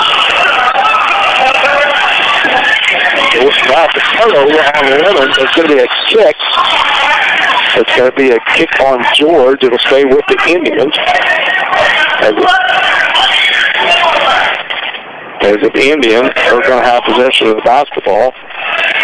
As the Indians not handle his pressure very good and put the ball on the floor too much. Pekka looks to get the ball inbound. A lot of tight pressure by Uniontown trying to deny a pass inbound. Gets it back to Albertini. Albertini against Reed. And Albertini turns it over. Simpson with the basketball to the baseline. Tries to kick it back up. Stripped away by Lemons and stolen by Haney. Doherty with the basketball. Just by George from behind. Goodman all the way for the layup. Good. 30 seconds left to go. 6-point lead for the Indians. 29.2 left to go. And it's a timeout with Uniontown. Good ball game here, Mike. Yeah, it's a good ball game. Turnovers here in the second half by both teams. First half pretty clean. Second half not so much. St. Paul got 11 turnovers on St. Paul and 9 for Uniontown. So the teams turning the ball over. But it's also a lot faster paced game, a lot more aggressive. You can tell both teams playing more aggressively on defense. Number 13 checks in to score the table. Don't know who that is. He's going to check in for Uniontown. So it's 9.2 seconds left to go. 61-55. So it's going to be St. Paul's possession of the basketball. Undoubtedly going to be full-court press applied by Uniontown here. Let's see how the Indians handle the pressure with a 6-point lead with less than 30 seconds left to go in this game. Opportunity to turn up last time down the court. Penetrated into that Uniontown defense.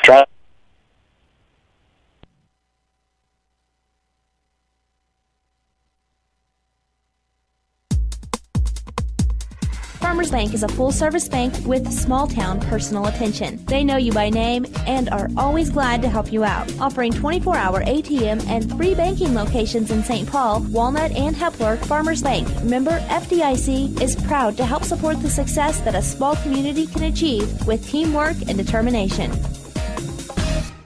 Richie's Drugstore in Erie has been serving the area since 1883 with a strong belief in providing customized care and doing more than just filling prescriptions. Pharmacist Morgan Bunton is now taking appointments for free consultations and sign-up assistance for Medicare Part D prescription plans that will fit your needs. Open enrollment begins October 15th and ends December 7th. Even if you're in a current plan, let Richie's help you determine if there's a better plan to cover your unique needs and prescriptions. Call or stop by Richie's today on the corner of State and Main in Erie. St. Paul Tire and Lube, locally owned and operated, offers the small town convenience you love without the big city prices. They offer free pickup and drop off in St. Paul, so you're not left stranded while your vehicle is in the shop. They offer tire repair and also offer oil change and new tires. When you find yourself in need of new tires or an oil change and need to keep going, visit with St. Paul Tire and Lube, 620-449-2323. St. Paul Tire and Lube, proud supporters of the St. Paul Indians. Prairie Mission Retirement Village in St. Paul provides services to people in their retirement years. Prairie Mission meets a wide range of needs from healthcare to assisted living and independent living apartments to elderly daycare services, including transportation. With our 7 to 7 dining, residents get up when they desire, eat when and what they want, and continue to live a full and happy life. Your family deserves the best in retirement care, so give Prairie Mission Retirement Village a call today for more information at 620-449-2400. Or visit them at 242 Carroll Street in St. Paul. Hi, I'm Kendall Gammon. You may know me as a Kansas City Chief, but I'm also a proud graduate of Pittsburg State University. Pittsburg State offers more than 200 degree programs, small class sizes, and tuition so affordable it earned Pittsburg State a top 10 ranking on Washington Monthly's Collegiate Best Bang for Your Buck list. But don't take my word for it. Visit Pittsburg State and see why there's nothing like being a gorilla. Learn more at pittstate.edu/BA-gorilla. The Exchange State Bank is proud to be a member of the St. Paul community. The Exchange State Bank has served the area since 1914 and is committed to go the distance for you. A full-service bank, they offer savings, checking accounts, loan certificates of deposit, and more. They also offer competitive rates on loans and investments, all while giving you the kind of personal service you won't find at bigger institutions. Visit with Bob Schonifer at Exchange State Bank in St. Paul, member FDIC, proud sponsor of the St. Paul Indians. Jerry and Kevin Winter, along with the entire crew at KW Trucking, are proud to bring you this broadcast of the St. Paul Indians. KW Trucking specializes in heavy equipment and heavy truck repair, late model rebuilding, and body work from large trucks down to cars. They also have a full-service machine shop and a great selection of both used cars and trucks. See Jerry or Kevin at KW Trucking or call 449-2763.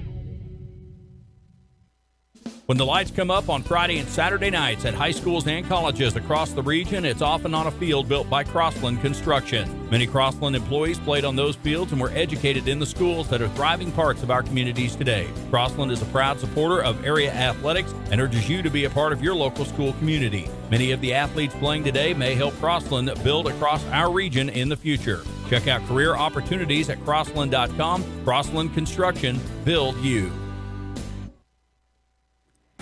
You and your family deserve the highest level of quality care. Whether a minor sprain or a major injury, our nationally ranked orthopedics and joint replacement program will get you back in the game, on the dance floor, or on the walking trail in a matter of days, not months. For more information, visit our website at www.labettehealth.com. At Labette Health, we center around you. Let's get back to the game on your home for St. Paul Indian Sports. Hot 105. Back to Uniontown. Sorry about that. Lost for a minute. 5.8 seconds left to go in the game. Brent Doherty was just fouled hard, and I call intentional foul. Ref had to talk to him because he was clapping at Reed. Reed really didn't have any reason to foul him that hard over the top. Either way, intentional foul. So if Doherty can make these free throws, it should seal the deal here. 63-51, 4-point lead for the Indians. 5.8 seconds left to go in the game. And that's only the third foul on Reed. Doherty will shoot two, and the Indians will have possession of the basketball. So Doherty goes to the line to shoot two. First free throw on its way, and right through there. And Doherty at the line. Shoots second and makes it. Indians will have possession of the basketball. Haney comes back in for Kent, and it's going to be out because the foul was made on that. So the Indians are going to have to put the press again. 65-59, 6-point lead.